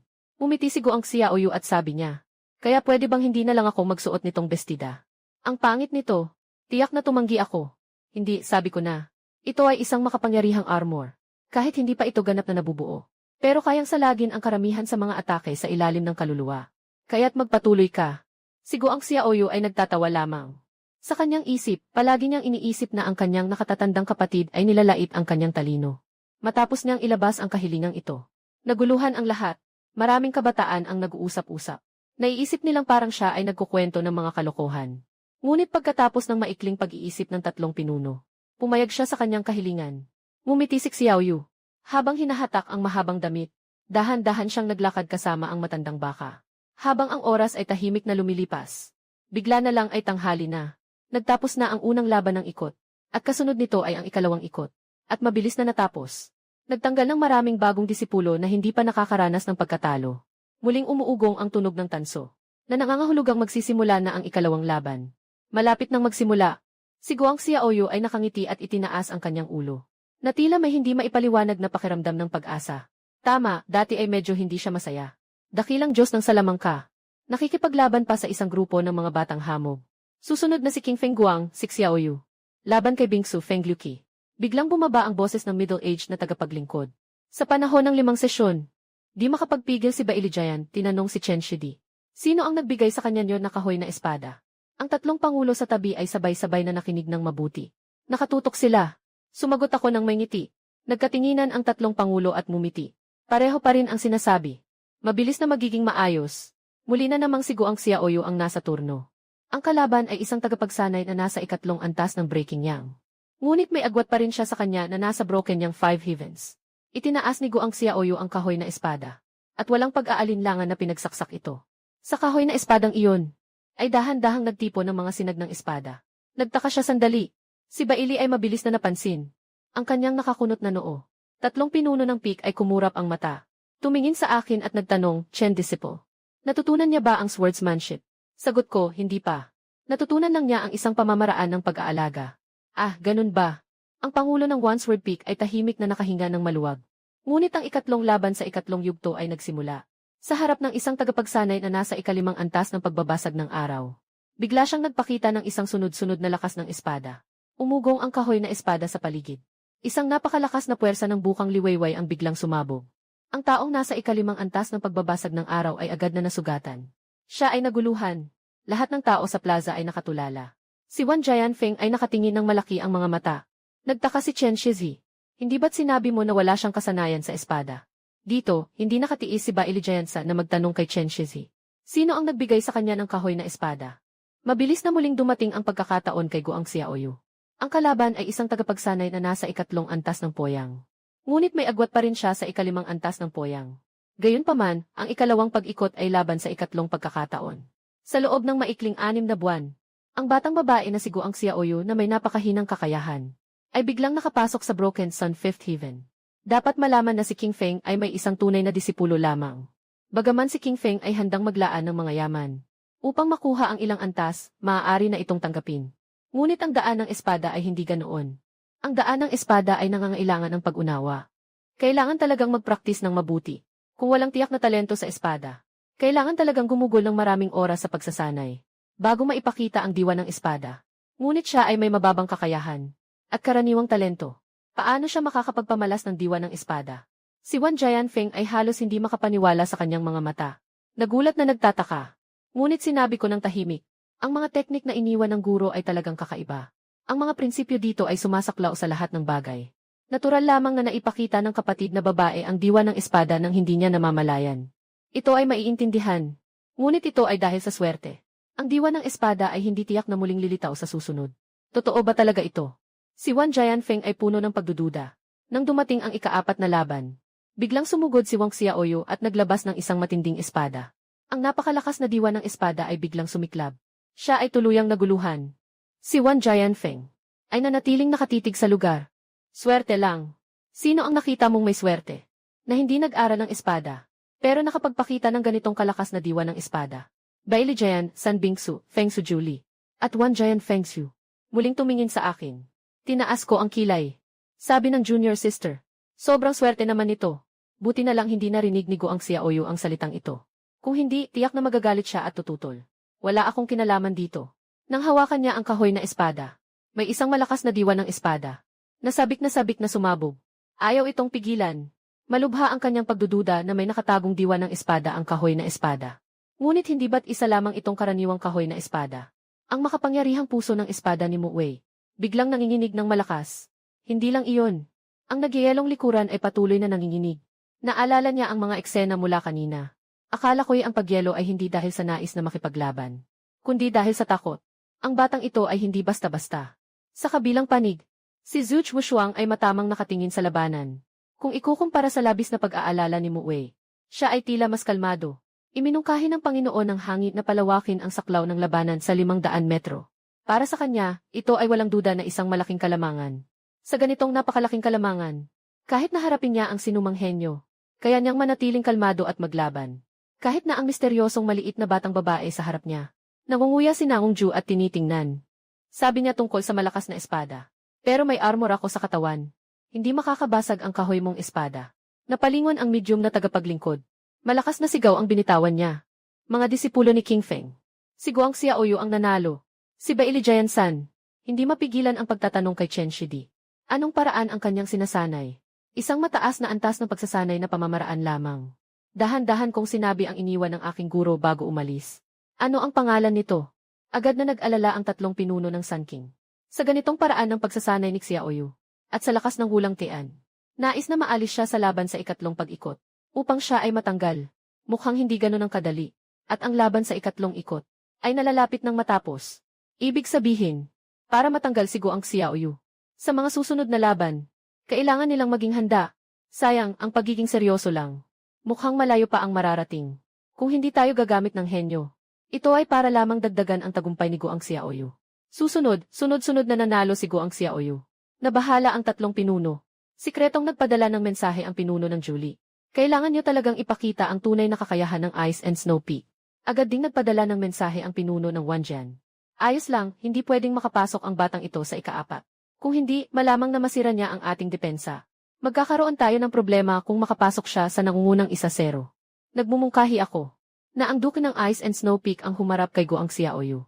Nagmumura ang Panginoon ng Ice and Snow Peak na may galit na sinabi, bakit hindi mo hayaan si Mu Wei na lumaban?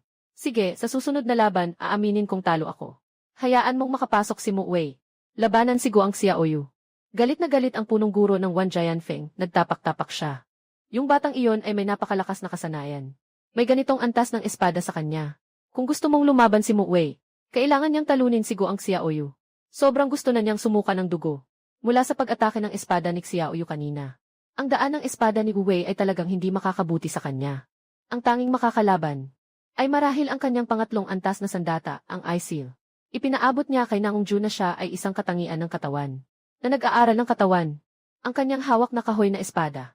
Hindi masisira ang depensa ng katawan ni Nangong Ju. Kung mananalo, saka na lang pag-usapan. Huwag mong isipin na hindi ko alam.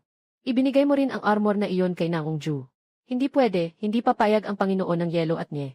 Kung matalo si Nangong Ju, ano ang gagamitin ng Ice and Snow Peak para makipagkumpetensya sa unang pwesto? Bawat isa ay may kanya-kanyang henyo. Isa rin itong lihim na baraha, at isa ring susi sa pagkuha ng unang pwesto ng tatlong tuktok. Sa oras na ito, sino ang magiging tanga para ilabas ito? Hindi pa nga sigurado kung mananalo laban kay Goang Xiaoyu. Kung sakaling maubos ang lakas, hindi ba't magiging pabor ito sa dalawang natitirang tuktok? Nabigo ang negosasyon. Lahat ng mga punong guro ay may seryosong mukha. Walang sinuman ang nakikipag-usap sa iba. Mabilis na dumating ang huling laban. Malakas na sinabi ng gitnang edad na tagapagsilbi. Disipulo ng Wanjian Peak, si Wudahan. Labanan ang disipulo ng King Feng, si Goang Xiaoyu. Nagsisimula na ngayon. Kung mananalo si Goang Xiaoyu sa laban na ito, makakapasok sa ika-4 na pwesto. Ngunit pagkatapos ng ilang laban, halatang bumaba ang kondisyon. Mukha siyang maputla tulad ng papel. At ang kanyang mga mata ay hindi na kasing linaw at liwanag. Maraming tao ang nakapansin dito. Humagikik si Wudahay. Nasa ika-6 na antas ako ng pag-akyat sa araw. Sumuko ka na. Mukhang may pagbabago. Ang tatlong pinuno ay hindi nagpapakita ng emosyon. Ngunit sa loob nila, masaya sila. Hindi maganda ang kalagayan ni Wang Xiaoyu. Samantalang si Wudahay ay puno ng lakas. Hindi lang iyon. Siya rin ay nasa mas mataas na antas kaysa sa nauna. Ito ay tiyak na isang napakagandang pagkakataon. Nagmumura siya, na may pagdududa. Bakit ako magpapaubaya? Hindi ka nasa mabuting kalagayan. Sobra ang pag-ubos ng iyong enerhiya. Dagdag pa, mas mataas ako ng isang antas kaysa sa iyo. Sa laban na ito, sigurado kang matatalo ka. Si Wudahay ay puno ng tiwala. Sino ang nagsabi sa iyo na hindi maganda ang aking kondisyon? Si Goang Xiaoyu ay nagbuhos ng pagdududa. Sa katunayan, ang kanyang kondisyon ay mabilis na bumabalik. Mas mabilis pa kaysa sa karaniwan. Ngunit mas marami na ang laban na kanyang sinasalihan. Malaki lang ang konsumo. Hindi sapat ang kita. Ngunit may isang bagay na tiyak. Ang pagbawi na ito ay tiyak na may kinalaman sa nakatatandang kapatid. Hindi ito dahil sa isang sulyap na nagiging tatlong malinaw. Ang kahoy na espada ay nasa katawan ng baka. Ang suot sa itaas ay isang palda. Ito ay isang uri lamang ng armor. Walang ganitong kakayahan. Sinalo niya ang tingin sa itaas sa kanyang nakatatandang kapatid. Nakikita niyang tahimik ang mukha nito parang tubig. Sumuko ka na, Wudahay, malamig ang tono. Ngumiti ang tatlong pinuno ng Peak. Nakangiti ng hindi mapigilan. Pero sa susunod na sandali, mabilis na inabot ni Xiaoyu ang isang espiritu na pil. Walang pag-aalinlangan na nilunok ito. Sa loob lamang ng ilang paghinga, agad na bumalik ang kanyang kalagayan sa dati. Ang ngiti ng tatlong pinuno ay biglang nanigas. Kung hindi sila nagkakamali, ang nilunok na elixir ay isang elixir na lampas sa mataas na antas. Antas 3, antas 4, o antas 5. Ang ganitong napakahalagang elixir. Kahit sila, hindi nila kayang ilabas. Paano magkakaroon ang maliit na King Feng ng ganito? Yung batang babae na iyon, hindi man lang kumurap.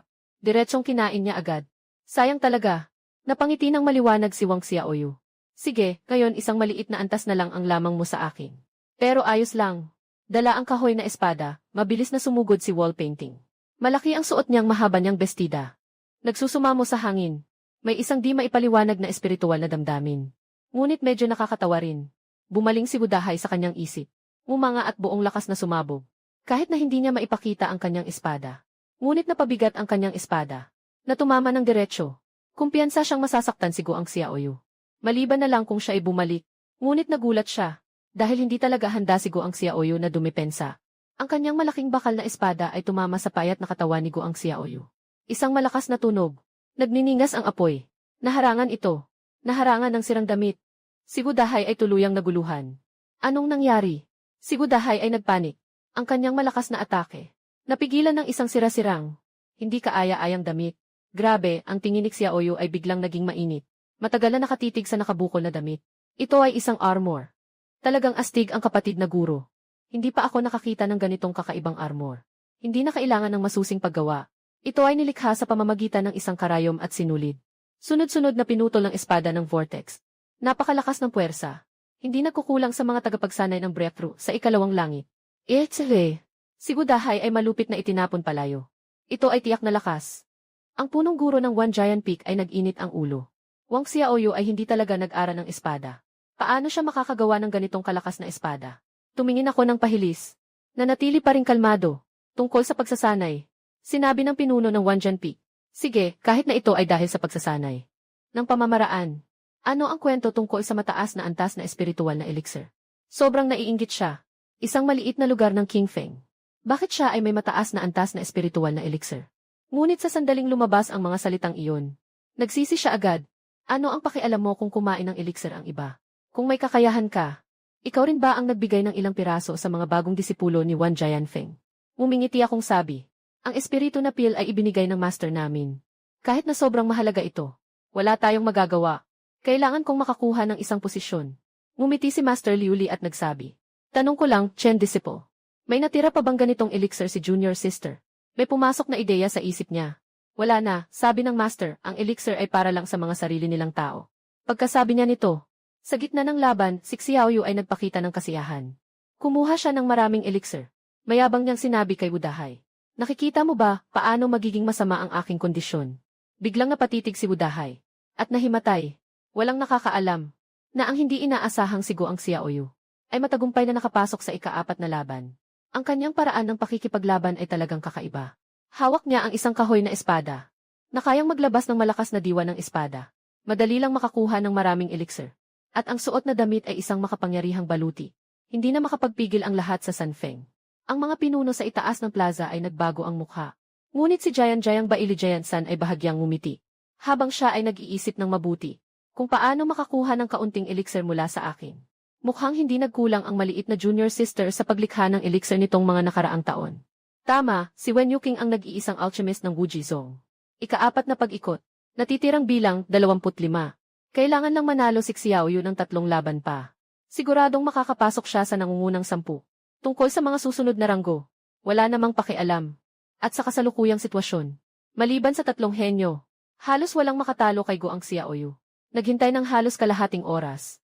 Sa wakas ay muling dumating ang pagkakataon ni Goang Xiaoyu. Ang makakalaban ay ang dukeng may yelo at niebe, na may katawan na may katangian ng hangin. Pinalawak ang larangan ng labanan. Sa 500 metro para sa kanya. Walang duda na ito ay isang malaking bentahe. Tahimik na nag-iisip si Xiaoyu habang nakakunot ang labi. Sa wakas ay pinayagan niyo na ang inyong henyo na lumaban. Sayang, lahat ay masyadong huli na. Pumasok na siya sa ika-4 na pwesto. Kailangan lang niyang manalo ng 3 laban pa. Para makapasok sa nangungunang 10. Walang makakapigil dito. Talagang huli na ang 3 tagapangalaga ng hangin. Maraming kaalaman ang nasa loob nila. Ngunit wala ito sa akin. Si Nangong Ju ay nananatiling tiwala, hindi lamang dahil sa kanyang sariling katangian, kundi dahil siya ay higit na nakakataas ng 3 antas. 8 antas ng pagwawasak ng araw. Nakatutok ang tingin ng tagapangalaga ng yelo at niebe sa itaas. Dahan-dahang umiti. Sa pagkakataong ito, dapat niyang talunin si Goang Xiaoyu. Maliwanag na may inihandang plano siya. Sa totoo lang, ibinigay niya kay Nangong Ju ang isang makapangyarihang baluti, na kayang humadlang sa lahat ng atake mula sa ilalim ng kaluluwa. Dagdag pa ang kanyang sariling katangian.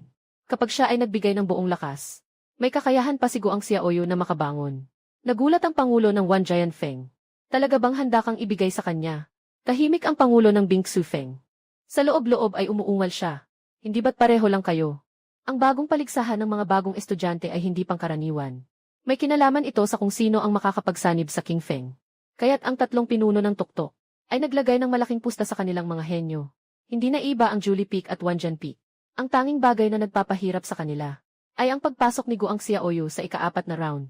Hayaan siyang magpatuloy sa pagkapanalo. Ganap na mawawasak ang plano ng Hejing Kingzong. Huling 3 laban. Ito na ang huling 3 pagkakataon. Binuksan ni Nangong Ju ang kanyang mga mata. Hindi sinasadyang umiti siya. Handa ka na ba? Si Mo Wei sa ibaba ay bahagyang umiti. Mukhang siya ay matatanggal. Hindi siya makakalaban sa kanya. Talagang sayang. Sa malapit, si Zhu Wushuang ay sumulyap sa kanya. Wala siyang sinabi.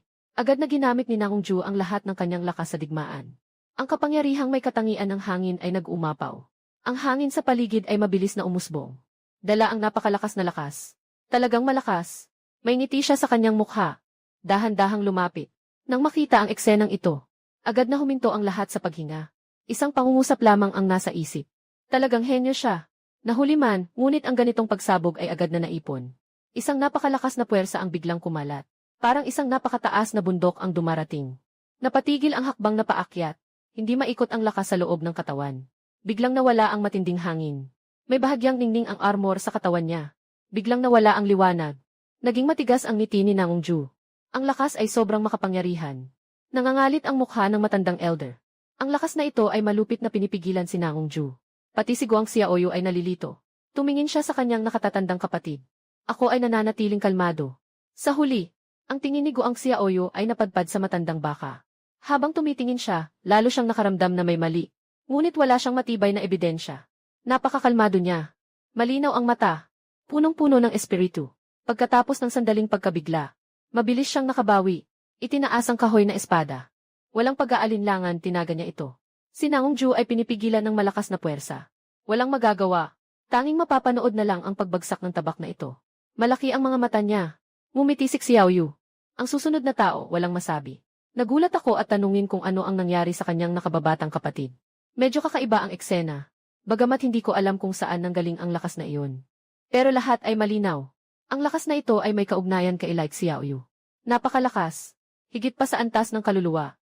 Paano na tayo makakalaban nito? Tao, wag mong sabihin sa akin na ang lakas na ito ay nagmula kay Like Xiaoyu. Ang pangulo ng Wanjian Peak ay nakasimangot na nagsabi. Malinaw na may mali, pero wala siyang anumang ebidensya. Mukha akong inosente. Hindi ko alam eh. Baka nag-aral siya ng mga ipinagbabawal na teknik. Galit na galit ang pinuno ng Julie. Paano mangyayari yon? Nagulat ako. Ang dami niyo dito, mga Shifu. Marami ring matandang nakikita. Kung ito ay isang tabuo na teknik, hindi niyo ba nakikita? Biglang naputol ang salita ni Julie Peakmaster. Napakamakatwira ng sinabi niya. Si Bailijian ay napigilan ang tawa. Sabi niya, sige na, sige na. Kahit ano paman. Nanalo si Xiaoyu. Ito ay isang hindi mapag-aalinlanganan na katotohanan. Sa susunod na laban tayo. Sa labanan, si Xiaoyu na nakangisi ay lumapit kay Lao Huang. Nakangiti habang nakatitig sa baka. Maingay na sabi kay Lao Huang. Ikaw ba ang gumawa nito? Tumingin ang matandang baka sa kanya. Talagang nagningning ang mga mata ni Guang Xiaoyu. Naging matalino ang mga hayop. Ang tahimik na King Feng ay biglang nagbigay ng mahigpit na aral sa lahat. Ang napakababa na kakayahan at talento ni Guang Xiaoyu ay nakarating sa puntong ito. Maliwanag na hindi maikakaila ang kontribusyon ng mga yaman na ibinigay ni King Feng. Noong pinili nilang sumali sa King Feng, mga bagong disipulo. Ngayon ay nagsisisi sila ng husto. Sayang, walang pabalik sa mundong ito. At sa laban na ito, pinaka nakakainis ay ang tatlong pinuno ng pulo, sobrang nagpadalos-dalos sila. Kung naging maingat lang sila mula sa simula, at ginamit ng maayos ang mga patakaran ng laban, para mapagod si Xiaoyu. Baka matanggal siya. Ang plano ng pagsasanib sa King Feng ay dapat na maayos na maisagawa. Ngunit ngayon, ang pag-unlad ng kompetisyon ay lalong nagiging kakaiba. Ang lakas na ipinakita ni Xiaoyu, at ang mga kakaibang bagay na nasa kanya, hindi na ito kayang tapatan ng kanilang henyo. Sa huling dalawang laban, paano nga ba dapat ito laruin? Mayroon silang pakiramdam na kahit na magkaisa sina Zhu Wushuang at Mu Wei, hindi pa rin nila kayang talunin si Guang Xiaoyu. Iwanan na muna ang kanyang mga elixir, at ang grupo ng mga armor. Yung misteryosong lakas na lumitaw kanina, ay sapat na upang madaling durugin ang dalawang henyo. Talagang hindi ito pantay na laban. Hindi na kayanan ng Panginoon ng Julie ang magdalamhati. Ano ang dapat gawin? Nagpadala ng mensahe ang Panginoon ng Wanjian. Punong-puno ng kalungkutan ang puso ng Panginoon ng Julie. Bakit hindi na lang natin ito itigil? Biglang nagalit ang Panginoon ng Bing Snow. Mga kapatid, nagbibiro ba kayo? Ang henyo dito ay talo na. Ngunit kayo ay nagsasabi na susuko na. Ano pa ba ito kundi panlilin lang? Sa susunod na laban, ano pa ang maaasahan ng Ice Snow Peak para makuha ang unang pwesto? Si Sleth Disad, ang pinuno ng Gel Peak, ay ngumiti. Sabi niya sa kanyang disipulo, huwag kang mag-alala. Tingnan mo nga ang ipinapakita ni Guang Xiaoyu. Ng kanyang lakas.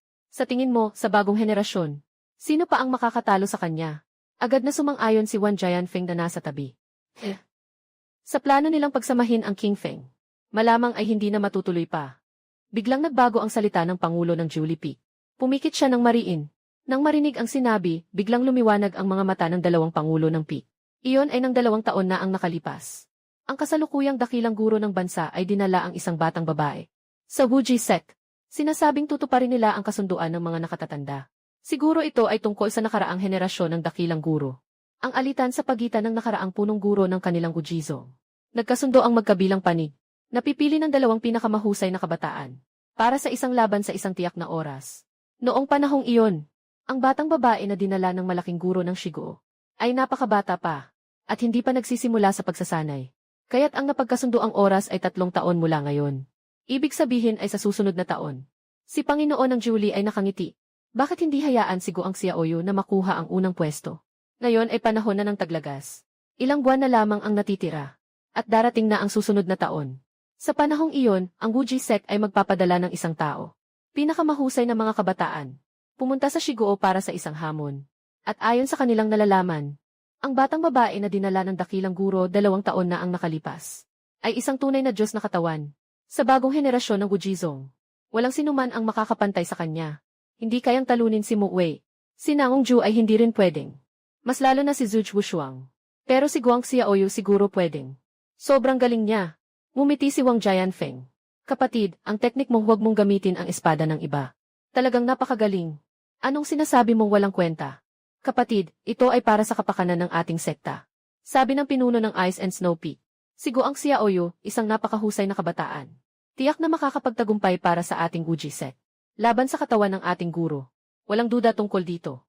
Dahil hindi natin maaalis si Guang Xiaoyu. Hindi natin maipagsasama ang King Feng. Hayaan na lang siyang mamatay sa ilalim ng guro. Basta't mamatay si Guang Xiaoyu. Walang tagapagmana si King Feng. Pagdating ng panahon, ano pa ang masasabi ni Chen Pingping? May dahilan pa ba si senior brother na tumutol sa kanila? Walang tao sa King Feng. Mag-aaksaya lang ng yaman ng sekta ng walang silbi. Hayaan natin siyang maging mas mahusay pa. Ngumingiting sabi ni Master Wan Jianfeng. Bago sirain ang isang tao, dapat munang palakihin ang kanyang ego. Ngumingiti si Bingsu Fengsheng. Ang unang pwesto sa bagong laban ngayong taon. Walang iba kundi siya. Sa ganitong desisyon, naging tuwid na rin ang 3 pinuno. Sa bawat laban kay Guang Xiaoyu na susunod, sila ay lihim na nagbigay ng utos. Sumuko sa simula pa lang. Huwag nang magtanong kung bakit. Matapos ang ilang sunod-sunod na laban, diretso nang pumasok si Guang Xiaoyu sa top 5. Nakakunot ang kanyang noo. Tumingin sa lalaking nasa harap niya. Sabi niya, gusto mo rin bang sumuko? Umiti ang binata at tumango. Sa kawalan ng magawa, sabi niya, pwede mo bang sabihin kung bakit? Tanong ni Xiaoyu. Sa kabila ng iyong pagbasag sayang 7 heavens, may pagkakataon ka pa ring talunin ako. Ngayon, hindi maganda ang aking kalagayan. Nang marinig ang salitang estado, napalingon ang batang lalaki. Hindi ako makakatapat sayo. Diretsong umalis pagkatapos sabihin iyon. Sa huli, 3 na lang ang natira. Si Mu Wei at Zhuge Wushuang. At si Guang Xiaoyu. Ang matinding laban sa unang 3 pwesto. Naglaro muna si Mu Wei at Zhuge Wushuang. Nanalo si Mu Wei. Pero nang harapin niya si Guang Xiaoyu, walang pag-aatubili niyang pinili ang mag-withdraw. Sa mapuputi niyang pisngi ni Guang Xiaoyu, nakasulat ang lahat ng alam ko. Nakangiti siya pero hindi na nagsasalita. Hinahatak ang mahabang damit. Hinahatak ang matandang asno at umiikot palayo. Sa kailaliman ng Wujizong, tinawag ni Bailijian ang 3 pinuno ng tuktok. Tumingin mula sa itaas ng halos 1-0 minuto. Puno ng pagdududa ang kanyang mga mata. Bakit kailangan niyang talikuran siya? Hindi niya maunawaan. Sige, Bailijian 3, magsalita ka. Hindi ito maaaring pagsamahin. King Feng, hindi ba kayo nadismaya? Senior na guro, walang ganitong bagay. Itinaas ni Pangulong Julie ang kanyang ulo at nagsalita. Sa simula pa lang, talagang kami, gusto sanang pagsamahin ang King Feng. Sa katunayan, isa lamang ang disipulo ng King Feng.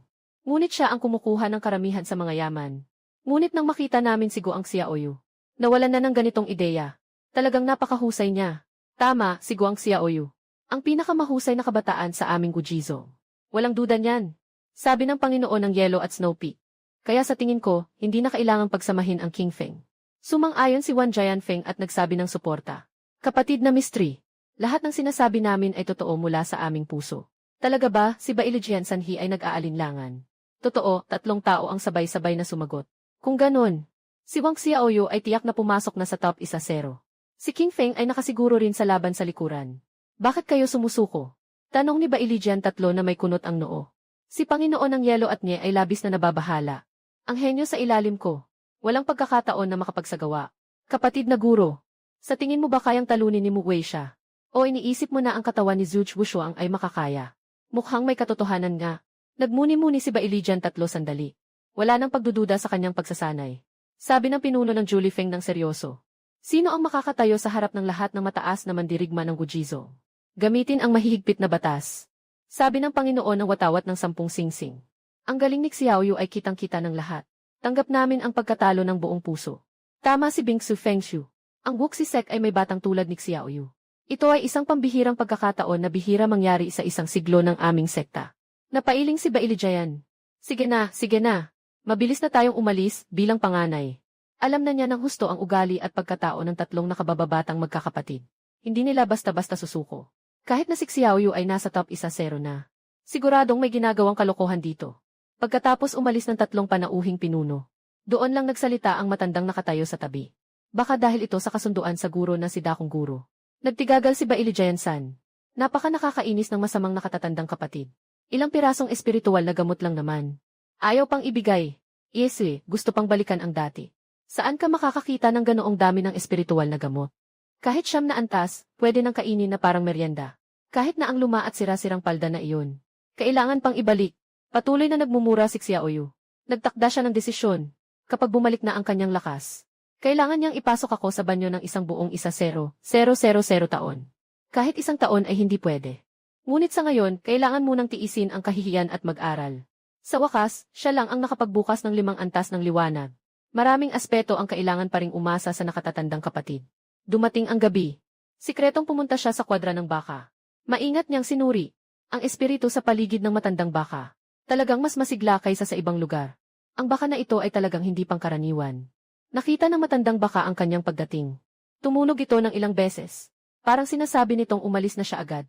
Huwag siyang istorbohin habang nagpapahinga. Biglang umiti si Wang Xiaoyu. Kahapon, magkasama pa tayong lumaban. Ngayon, nagsimula ka ng mainis na umalis ako. Hindi iyon mangyayari. Dahil sa mahiwagang epekto ng matandang asong baka na ito na nakakapagtipo ng espiritu. Kahit ano paman, kailangang tumira siya sa kulungan ng baka na ito. Hindi ko alam kung alam ni Kuya She. Ang kakaibang katangian ng matandang asong baka. Si Wang Xiaoyu ay nakapamaypay sa baba. Nalinlang sa malalim na pag-iisip. Samantala, ako na naghahanda ng matulog. Bigla na lang ginising ng boses ng sistema. Sistema ng paalala. May lumitaw na sinaunang phoenix sa labas ng Stone Kingdom, Howie. Agad na pumunta ang host sa Stone Kingdom. Pakawalan si Howie ang sinaunang phoenix. Darating na ang misyon. Sabay nating pagmasdan ng mabuti ang misyon na ito. Sa Stone ni Howie, ang sinaunang phoenix sa Stone Kingdom. Malakas ang epekto ng spirit gathering. Umiikot ang mundo. Lalong bumibilis ang takbo. Kung magpapatuloy ito, sa loob ng kalahating taon, makakapasok na siya sa kalagayan ng kaluluwa. Hindi mapigilan ni Wang Xiaoyu na tumawa ng malakas. Pagkalipas ng ilang araw, siya na ang kusang nag-aasikaso sa buhay nila Huang Yu. Pagpapakain at paliligo. Sa gabi, humiga siya. Diretso siyang natulog sa kwadra ng baka. Habang tumatagal ang kanilang pagsasama, lalo niyang nararamdaman na ang matandang baka ay hindi pangkaraniwan. Sobrang may espiritu. Parang ang mga mata nito ay kayang magsalita ng damdamin. Ngunit siya ay isang karaniwang hayop lamang. May mga espiritu na nagtitipon sa paligid ko. Pero walang kahit anong alon ng espiritu sa loob. Old Huang, alam mo ba na ikaw ay isang baka? Bakit nakatitig ka sa akin ng ganito? Huwag kang masyadong mataray. Pag madilim na, sumama ka na lang sa akin. Huwag ka nang sumama sa senior brother ko. Isa lang siyang ordinaryong tao. Hindi ko maibigay ang kaligayahang nais mo. Maniwala ka, tama ako. Si Xiaoyu ay mahinahon at matyagang nagtuturo. Noong mga oras na iyon, saktong dumaan si Bai Lijiansan at nakita ang eksenang ito. Nagtaka siya sandali. Pagkatapos ay nagmukhang nagalit. Sa itaas ng burol, isang tao at isang baka, tahimik na nagpapastol. Ang tao ay walang tigil sa pagtatrabaho. Gaano pamilyar ang tanawing ito? Hindi ba't ito ang buhay ni Chen Pingping noon? Si Bai Lijian ay mabilis na lumapit. Xiaoyu, ano bang ginagawa mo? Sobrang nasaktan siya. Ikaw, Chen Pingping, kahit hindi ka nagsusumikap sa pagsasanay, ayos lang. Akala pa namang sinubukan pang sirain si Guang Xiaoyu. Siya lang ang tanging pag-asa ni King Feng. Pinuno ng Miaozi. Magandang umaga, Shibo. Lumiko si Guang Xiaoyu at sabi niya. Nag-aalaga ako ng baka. Biglang naging maputla ang mukha ni Bai Lijian-san. Xiaoyu, kahit na medyo may kulang ka sa talento. Ngunit kaya mo pa ring mag-aral. Kung ikukumpara sa iyong nakatatandang kapatid, talagang napakahusay mo. Kaya tungkol sa pag-aalaga ng mga baka, mas mabuting ikaw na lang ang gumawa. Ano bang sinasabi mo? Paano mo maaring ipagawa sa nakatatanda?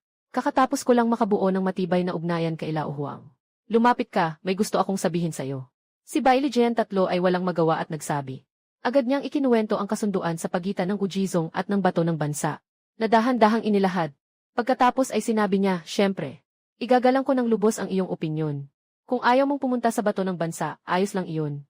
Si Guang Xiaoyu ay nag-angat ng kilay. Tinanong, ano ang sinabi ng aking nakatatandang kapatid? Sabi ni Bai Lijian-san. Sabi niya, ikaw ang magdedesisyon. Walang kahit isang lalaking mapagkakatiwalaan sa mundo. Kakaambag ko lang para sa King Feng. Ngayon ay itinapon na ako ng nakatatandang kapatid. Nakakainis, si Xiaoyu ay nag-isip ng nag-isip. Tinanong, mayroon bang gantimpala? Sabi ni Bai Lijian-san na wala. Pero siguro may alam ang master natin. Sa likod ng laban na ito, malaki ang pwedeng itagong. Na isang malaking pagkakataon.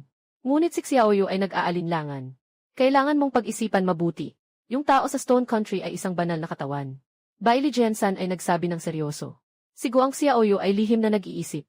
Ako ang emperador ng mga demonyo. Madali lang para sa akin na supilin ang isang Diyos. Kung walang gantimpala, walang malaking pagkakataon, tiyak na hindi siya pupunta sa bansang bato. Maging ang pagtingin dito ay ayaw niya. Ang tatlong salitang malaking pagkakataon ay talagang nakakuha ng kanyang atensyon. Guang Xiao Yuhao tumango ng matatag. Pupunta ako, pwede ka pang mag-isip ng mas matagal. Sabi ni Bailey Jiansan. Ang laban ay sa susunod na taon. May ilang buwan pa. Hindi na niya kailangan pang mag-alinlangan, tumango siya ng matatag. Sigurado ka na ba? Tanong ni Bailey Jiansan na seryoso ang mukha. Sige, kung nagpasya ka na, tapos na ang usapan. Bilang leader, nararapat na suportahan kita ng buong puso. Sa mga susunod na buwan, anumang katanungan mo ay maaari mong ipaalam sa akin. Kabilang na ang tungkol sa pagsasanay. Sabi niya ng seryoso. Gustong-gusto ni Wang Xiaoyu ang mga ganitong salita. Agad siyang naging masaya. Sabihin mo lang sa akin kung ilang piraso ng espiritual na bato ang kailangan ko. Ilang daang piraso ng espiritual na gamot. Pagbalik sa King Feng, nakakita siya ng isang liham sa aking kwarto. Napakasimple na nilalaman. Magpakahusay ka sa pag-aaral. Alagaan mo ng mabuti sila, O Huang. Ako'y pupunta sa Kingdom of Stone. Biglang nawala ang kalma ni Wang Xiaoyu. Baka naman gusto ng kapatid na lalaki na umalis ng tahimik para sa isang laban. Isang tao na nawawala ng pag-asa. Para sa akin, hindi siya nag-atubiling ilagay sa panganib ang kanyang buhay. Para hamunin ang isang Diyos. Uwi ang saya-saya. Talagang nagkamali ako sa paghusga sa kapatid na lalaki. Sa hilagang bahagi ng labas ng bansa ng bato, may isang malawak na bundok, na tinatawag na bundok ng bato. Sa bundok, ang mga puno ay umaabot sa langit. Ang mga daan ay liko-liko at masalimuot. Malalaki ang mga baging na masigasig na bumabalot. Sa unang tingin, para itong hindi pa napapanday na kagubatan. Sa kailaliman ng bundok ay may maraming makapangyarihang mabangis na hayop. Dahil dito, sa araw-araw may mga taong pumupunta. Kahit ang mga mangukit at manghuli ay bihira na ring makita. Ngunit nitong mga nakaraang araw, dumarayo ang mga tao sa bundok ng Batong Bakal. Dahil sa mga espiritu. Kalahating buwan na ang nakalipas. May isang nag-aaral sa bundok na nagsasanay. Sa kalaliman, nakita ang isang espiritu ng hayop na sumisipsip ng esensya ng araw at buwan. Agad na nagulat. Ilang taon nang walang espiritu ng hayop sa Shiguo. Nang subukan niyang pakalmahin ang espiritu ng hayop, bigla itong tumakbo at nawala. 11 ang damdamin ng mga nag-aaral ng sining. Agad siyang bumalik sa bayan upang maghanap ng tulong. Ngunit hindi sinasadyang kumalat ang balita. Dahil dito, maraming mga tagapagsanay ang nagtipon-tipon. Si Yu Chang'an ay labis na nababahala. Hindi ko alam kung sino ang walang hiya na nagbunyag nito. Nakita mo ba ang itsura ng espiritu? Tanong ng dalaga sa tabi. Napakalaki, puno ng apoy. Sinikap niyang alalahanin. At pagkatapos, ang apoy ay nagtakip sa aking paningin. Talagang hindi makita ng malinaw. Si Yu Chang'an ay walang magawa at umiling. Tumingin siya pabalik sa hanay sa likuran. Hindi niya napigilan ang pagsasabi, ate. Kaya ba nating ilang tao lang na ito ang makapagpatahimik sa halimaw na iyon? Bakit hindi? Ang dalaga ay may kalmadong anyo. Ngunit sa madilim na mga mata niya ay mailumalabas na matinding tiwala. Dahil ito ay katawan ng Diyos. Tumigil si Chen Shixen, na may nakakunot na noo. Ano man ang mangyari, ang espiritual na hayop na ito ay kailangan kong makuha. Sa kailaliman ng bundok, hindi ko alam kung gaano karaming malalakas na mabangis na hayop ang napatay ko. Habang nagmamadali pababa sa daan. Ngunit ang espiritu ng hayop na iyon ay sobrang bilis at labis na alerto. Tuwing may naririnig na ingay, agad itong tumatakbo. Wala akong kahit anong pagkakataon. Woof woof woof. Biglang umangal ang maliit na itim na aso sa tabi, tumingin sa unahan. Nakaangat ang aking kilay. Isang lokal na manok ang tumambad sa aking paningin. Sa itsura nito, wala itong pagkakaiba sa karaniwang hayop na alaga. Tanging ang mga mata na iyon ay puno ng espiritu. Ngunit sa sandaling ito, ang mga mata ng manok ay puno ng pagkabahala. Habang tumatakbo, siya ay lumilingon. Tila may sumusunod sa kanya mula sa likuran. Haha, hindi ko maiwasang tumawa. Napansin niya na ako at ang asong iyon ay biglang natigilan. Ngunit ang malakas na halimaw mula sa likuran ay humahabol. Wala nang oras para sa kanya na mag-isip pa. Nagsigaw ang lokal na manok ng ilang beses. Ipinasok ang ulo sa aking dibdib. Nakangiti ang maliit na itim na aso. Nagsasaya habang nakapalibot sa kanya. Malungkot ang tono ko. Hindi kumikibo ang lokal na manok. Nagtatampo sa sarili. Pinapayagan mo akong umakyat. Sasakay na ako. Sa susunod na sandali, agad ko siyang itinataas. Sabi ko ng seryoso. Sa nakalipas na kalahating buwan, dinala mo ako sa malalim na daan. Kung hindi dahil sa kaunting lakas ko. Sigurado akong matagal na akong nalunok ng mabangis na hayop. Hehe, napakabuti. Ang mga inapo ng sinaunang phoenix ay talagang hindi pangkaraniwan. Ngayon, ikaw ay hinahabol ng mga mabangis na hayop. Nais mong gamitin ang aking kamay upang hadlangan sila. At pagkatapos ay makakalusot ka. Talagang kakaiba ang taong ito mula sa lahi ng tao. Tumakbo siya ng kalahating buwan. Pinipili ang mga teritoryo ng mga malalakas na mabangis na hayop. Ngunit sa kabila nito, hindi pa rin siya nakatakas sa akin. Hindi lang iyon. Agad niyang nahulaan ang aking pagkatao. Nakita ang balak na ito. Nabahala ang manok.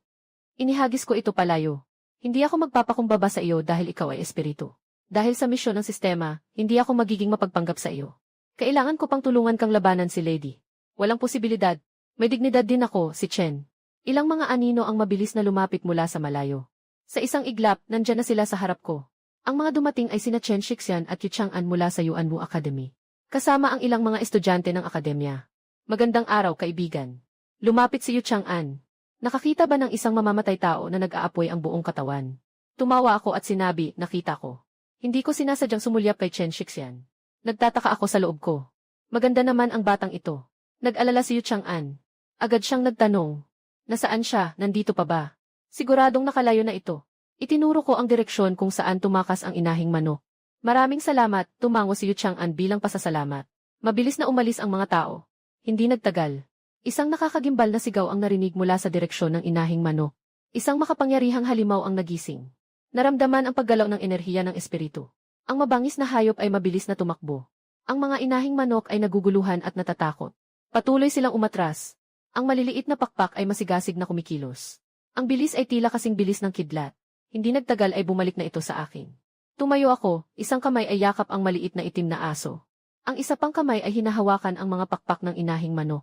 Mabilis na tumakbo palabas ng bato. Pagkalipas ng kalahating oras, iniwan ang bato. Isang tao, isang aso, isang manok pumasok sa isang lumang bayan.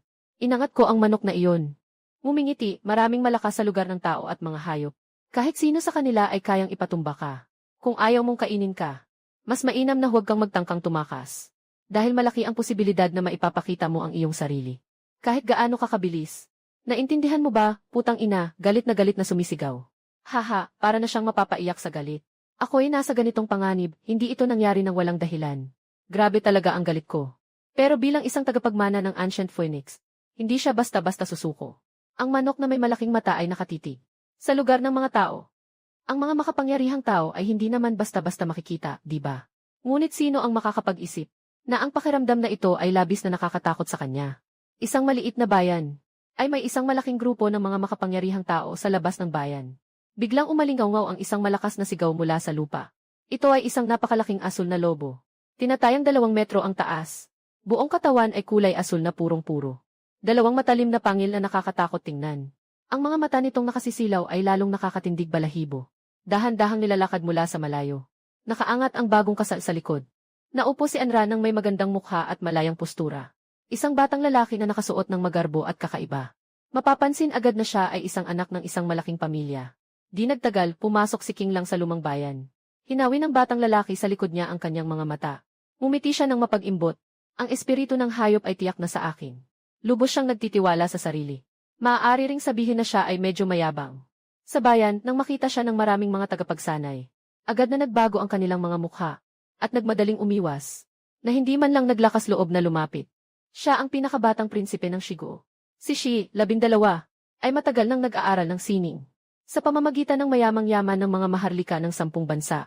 Sa murang edad, siya ay pumasok na sa estado ng paghihiwalay ng liwanag. Ngayon, ang kanyang antas ay nakatayo na sa ikatlong langit ng kaluluwa. Malayo ang agwat sa maraming kapwa niya sa parehong edad. Hindi lamang iyon. Ang kanyang asong lobo ay isang 3 antas na halimaw. Napakalakas ng kapangyarihan. Dagdag pa ang kanyang marangal na pinagmulan. Sa loob ng teritoryo ng Shigo, halos walang may ganang galitin siya.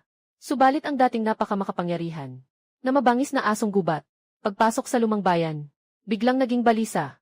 Ang malaking katawan ay patuloy na nanginginig. Pati ang mga mata ay ganoon din. Patuloy siyang umatras. Parang nararamdaman niya ang isang napakalakas na presensya. Hindi na siya makalagi dito. Nakakunot ang noo si 11. Ano ba talaga ang ginagawa mo, King Lang? Humihikbi si King Lang habang bumubulong. Gusto mong umalis, si 11 ay nagtataka. Natatakot ka ba talaga? 3 antas na halimaw ah. Kasing lakas niya. Kahit naharapin ang malaking doktor, hindi siya kailanman natakot. Nananatili pa ring puno ng lakas. Ngunit ngayon siya ay natatakot. Sa maliit na bayan na ito, ano bang uri ng bagay ang narito na nagdudulot sa kanya ng ganitong takot? Talagang nakakatuwa. Agad na nahulaan ni 11 ang sagot. Karamihan sa mga halimaw ay malupit at marahas. Mahilig sa dugo. Kahit na humaharap sa mas malalakas na nilalang, hindi madaling sumusuko ang mga halimaw. Ngunit kung ito ay espiritual na hayop, ang mga espiritual na hayop ay mga nilalang ng langit at lupa. Sila ay kamangha-manghang kristal ng paglikha, na naglalaman ng dakilang daan. Ang bawat pagsilang ng espiritual na hayop ay bunga ng mahabang panahon ng pagtitipon. Hindi lamang iyon. Ang dugo ng espiritual na hayop ay mailikas na panggigipit sa mga halimaw. Ang panggigipit na ito, tulad ng isang makapangyarihang nilalang na matagal nang nasa itaas, na nakatingin sa mga nilalang sa kanyang paanan. Kahit na ang antas ng espiritu ng halimaw na ito ay hindi mataas. Isang galaw ng kamay lamang ang nag-udyok sa asong lobo na umalis sa lumang bayan. Ang lumang bayan na ito ay hindi masyadong malaki. At ang lokasyon nito ay medyo liblib. Kung hindi dahil sa balitang dala ng espiritu ng halimaw sa bundok, hindi talaga maaaring makatawag ng ganito karaming mga malakas. Napaikot-ikot. Sa loob lang ng 7-8 minuto. Hindi napansin ni 11 na may mali. Sa lakas. Pero ako ang nakatawag ng pansin niya. Malakas siyang lumapit. Magandang itong manok na ito. Umikot ang inahing manok ng may pagdududa. Sa isip ay nagmumurang sinabing ikaw ay inahing manok. Lahat kayo ay inahing manok. Ako ay inapo ng sinaunang phoenix. Sa mga sandaling iyon, biglang may malakas na pagyanig na narinig mula sa direksyon ng bundok. Umugong ng malakas. Ang buong bundok ay nanginginig ng labis. Biglang sumabog ang isang apoy na nagliliyab sa langit. Ang makapangyarihang enerhiya ng mga demonyo ay bumalot na parang alon. Lumitaw ang espiritu ng hayop. May mga tao na nagulat at nagsigawan sa takot. Maraming mga cultivator. Agad na nagmadali at tumakbo ng mabilis na parang kidlat. Ang mga banal sa mundo at si 11 ay hindi naiba. Isang napakalaking ibon. Nagliliyab ang apoy sa buong katawan. Isang matinis at mahahabang sigaw ang biglang umingay. Hindi alam kung gaano kalayo umabot ang sigaw na ito. Ito ay umiikot sa mataas na langit ng bundok. Ang kakaibang mga mata ay matinding nakatingin sa direksyon ng lumang bayan. Ang tingin ay puno ng misteryo. Isang malakas na tunog. Patuloy na may mga tagapagsanay na umaagos na parang alon. Lahat ay nagsusumamo na gamitin ang makapangyarihang paraan ng pag-atake. Nagniningning ang mga makapangyarihang sandata at armas. Nais nilang mapamahalaan ang espiritu na hayop na ito. Ngunit biglang kumalembang ang malaking ibon kumikilos. At ang naglalagablab na apoy ay agad na sumiklab. Kasabay nito ay umaalingaw ang mga malulungkot na sigaw. Ang kanilang mga katawan ay parang mga patak ng apoy na bumabagsak. Diretsong bumaba patungo sa lupa. Tiya, hindi ito isang espiritual na hayop. Napansin ni Yu Chang'an ang palatandaan. Dapat mong malaman na ang espiritual na hayop ay hindi ganito kaagresibo. Karaniwan, kapag ginagamit nila ang kanilang lakas, hindi ito nagpapakita ng demonyong lakas, kundi espiritual na lakas. Sayang lang, matagal na panahon na mula nang lumitaw ang espiritual na hayop, kaya't halos nalimutan ng mga tao kung ano talaga ang anyo ng espiritual na hayop. Tumingin siguro Chen sa likod, at dahan-dahang itinaas ang kanyang ulo at sinabi, alam ko. Ito ay isang mataas na antas ng halimaw, na may pambihirang dugo sa loob. Kung maamo ito, tiyak na ito ay isang mahusay na pagpipilian. Sa di kalayuan, pumasok sa isipan ni Shai ang ideyang ito. Hindi siya nag-atubiling masyado. Hawak ang isang sandatang pang-tires na 3. Agad siyang tumakbo ng walang pag-aalinlangan. Ngunit kung ikukumpara sa lakas ng iba, napakababa ng kanyang antas. Kaya't maging ang paglapit sa malaking ibon ay naging isang hamon. Nahadlangan siya ng isang layer ng naglalagablab na apoy.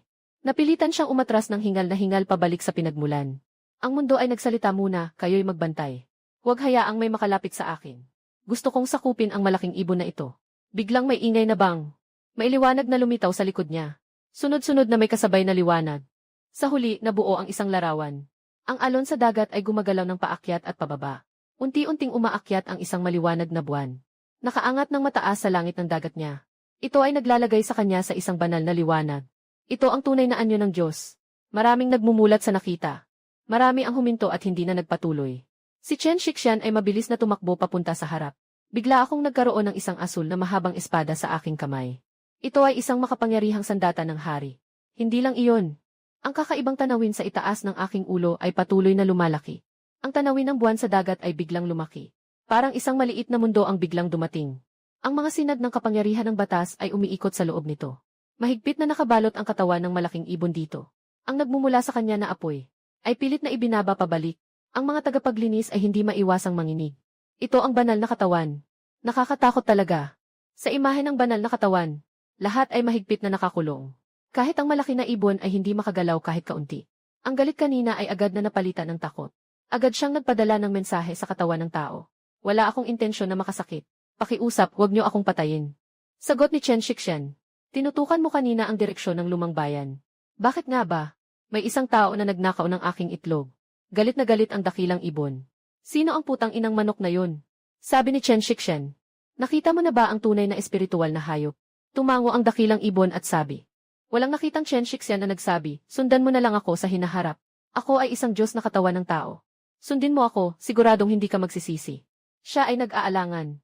Mataas na antas ng halimaw. Ipinapahiwatig nito na may daloy na pambihirang dugo sa kanyang katawan. Ang kanyang ninuno ay dati ng napakaastig. Kung swerte lang siya, maaaring makabalik siya sa kanyang ninuno.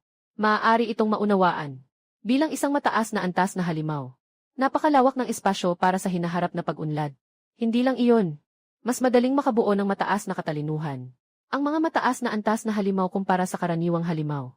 Kahit na maging isang malaking halimaw at iba pa. Kaya't hindi siya masyadong nais na sumunod sa isang tao. Talagang ayaw niya. Ngunit sa kabilang banda, ang tao sa harapan ay hindi basta-basta. Siya ay isang Diyos. Mukhang magandang desisyon na sumama sa kanya. Maaari mo ba akong tulungan na maghiganti? Tanong ng malaking ibon. Ngayon, hindi. Mukhang may mali sa taong iyon. Tama ang sinabi niya tungkol kay Chen Pingping. Biglang sigaw ng malaking ibon. Agad na nagsipag-urong ang lahat ng apoy. Unti-unting lumiit ang itsura nito. Sa huli, pumunta ito sa tabi ni Chen Shixian. Nang makita ang pangyayaring ito, naging malinaw sa lahat. Matagumpay na napasuko ng Diyos ang ibong ito. Sa eksaktong sandaling ito, sa kabilang direksyon, isang tao at isang baka ang tahimik na nasaksihan ang buong proseso. Si Guang Xiaoyu ay hindi makapaniwala. Gaano siya katanda, na kayang gamitin ang intensyon ng banal na katawan sa ganitong antas. Kahit isang mataas na antas na halimaw ay kayang basta-basta supilin. Nang matapos, ang nagdadalamhating nakatatandang kapatid ay susubok sa kanya. Hindi ba't parang naghahanap siya ng sariling kamatayan? Agad na tumakbo ang matandang baka para tingnan. Baka nandito rin ang nakatatandang kapatid. Nagmamadali si Guang Xiaoyu. Hindi nagtagal. Dumating ang tao at ang baka sa lumang bayan. Nakapukaw ito ng atensyon ng marami. Nakita rin ni Guang Xiaoyu ang maliit na itim na aso. Tumingin siya sa direksyon ng maliit na itim na aso. Umiti at sumigaw ng malakas, kapatid.